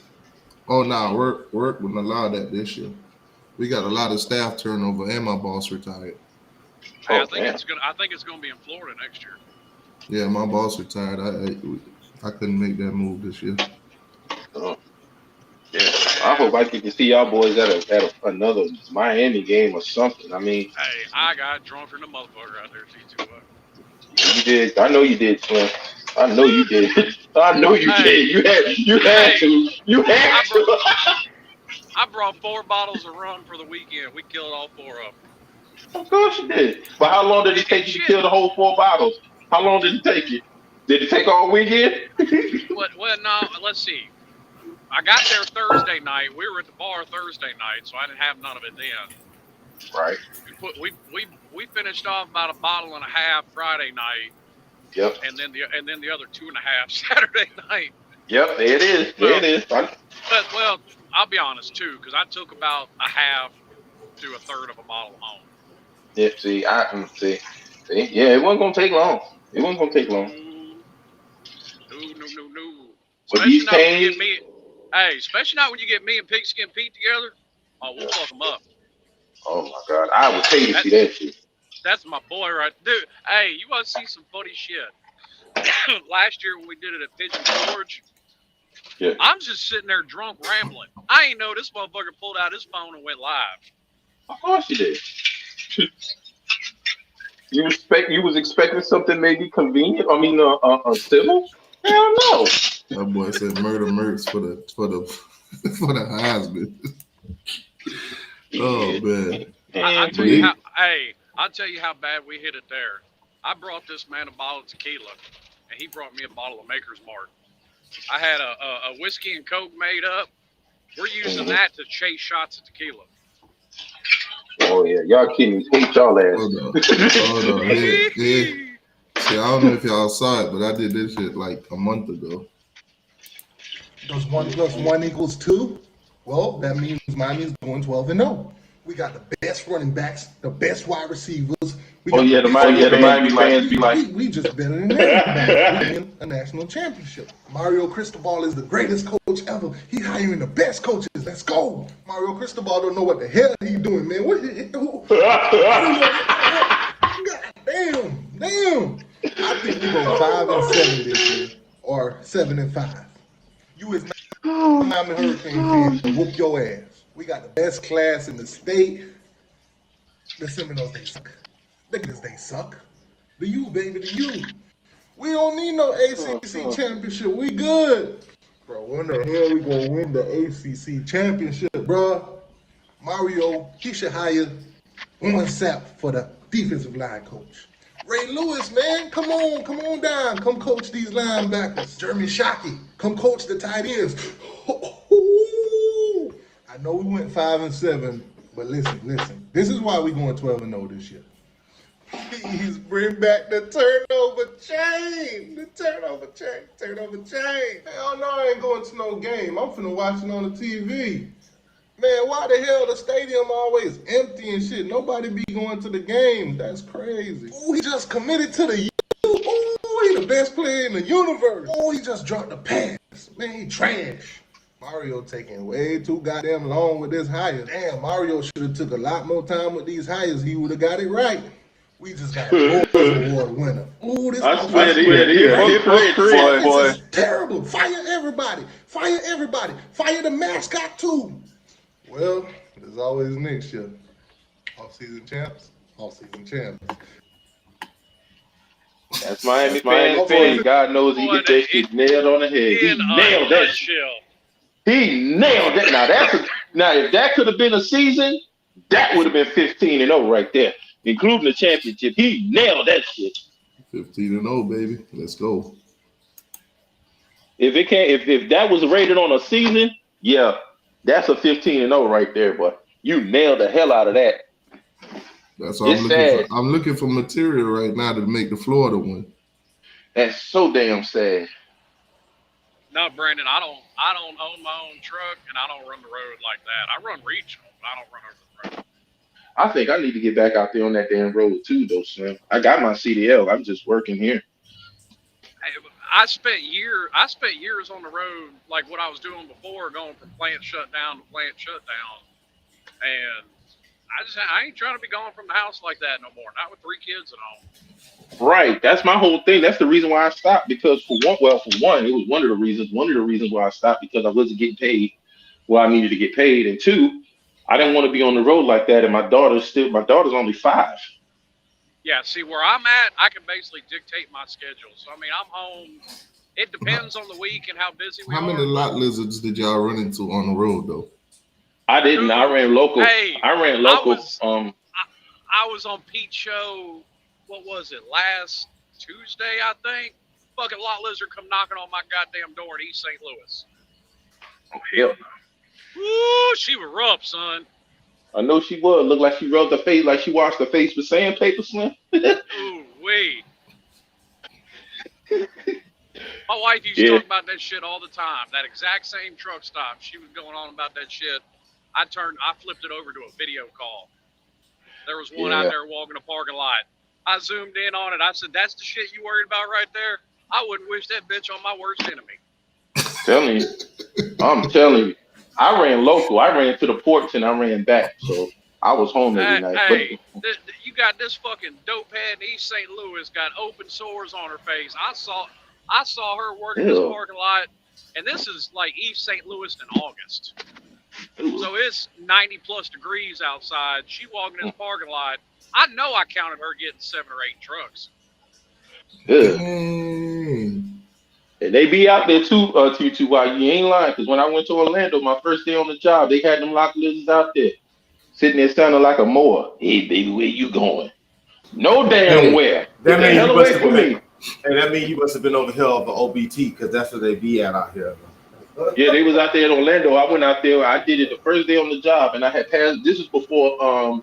It was around the time whenever Florida and Miami was getting ready to play. Oh yeah, it was right there before the season. Yeah, it was around that time, and they had all that destruction. And I ain't going nowhere near that shit. In between Ocala and Gainesville on 75, you got Risque, that fucking titty bar, right there on the side of the interstate. They stay in that parking lot too. Had that shit. Man, on that note, I'm finna end this show. Yeah, nah, they sitting up there walking around with ain't got no damn bra and stuff on, got them old orangutan titties looking. Never mind. Go ahead, man. Go ahead. Yeah, sweat stains on their shit, walking out there in that hot ass parking lot. Yeah, smelling like cigarette water. Man, all right. Well, I'll catch you guys on Friday. I'll have a conversation. Sorry. I'll have a show with Pope. We'll talk about the Florida State and LSU and then Miami and the Texas A&M game. We'll talk about it on a non-trolling level, like serious level. All right, y'all. Well, y'all have a good day. Go Canes. Go Canes, baby. Go Canes, man. Heck yeah. Final four. We in here.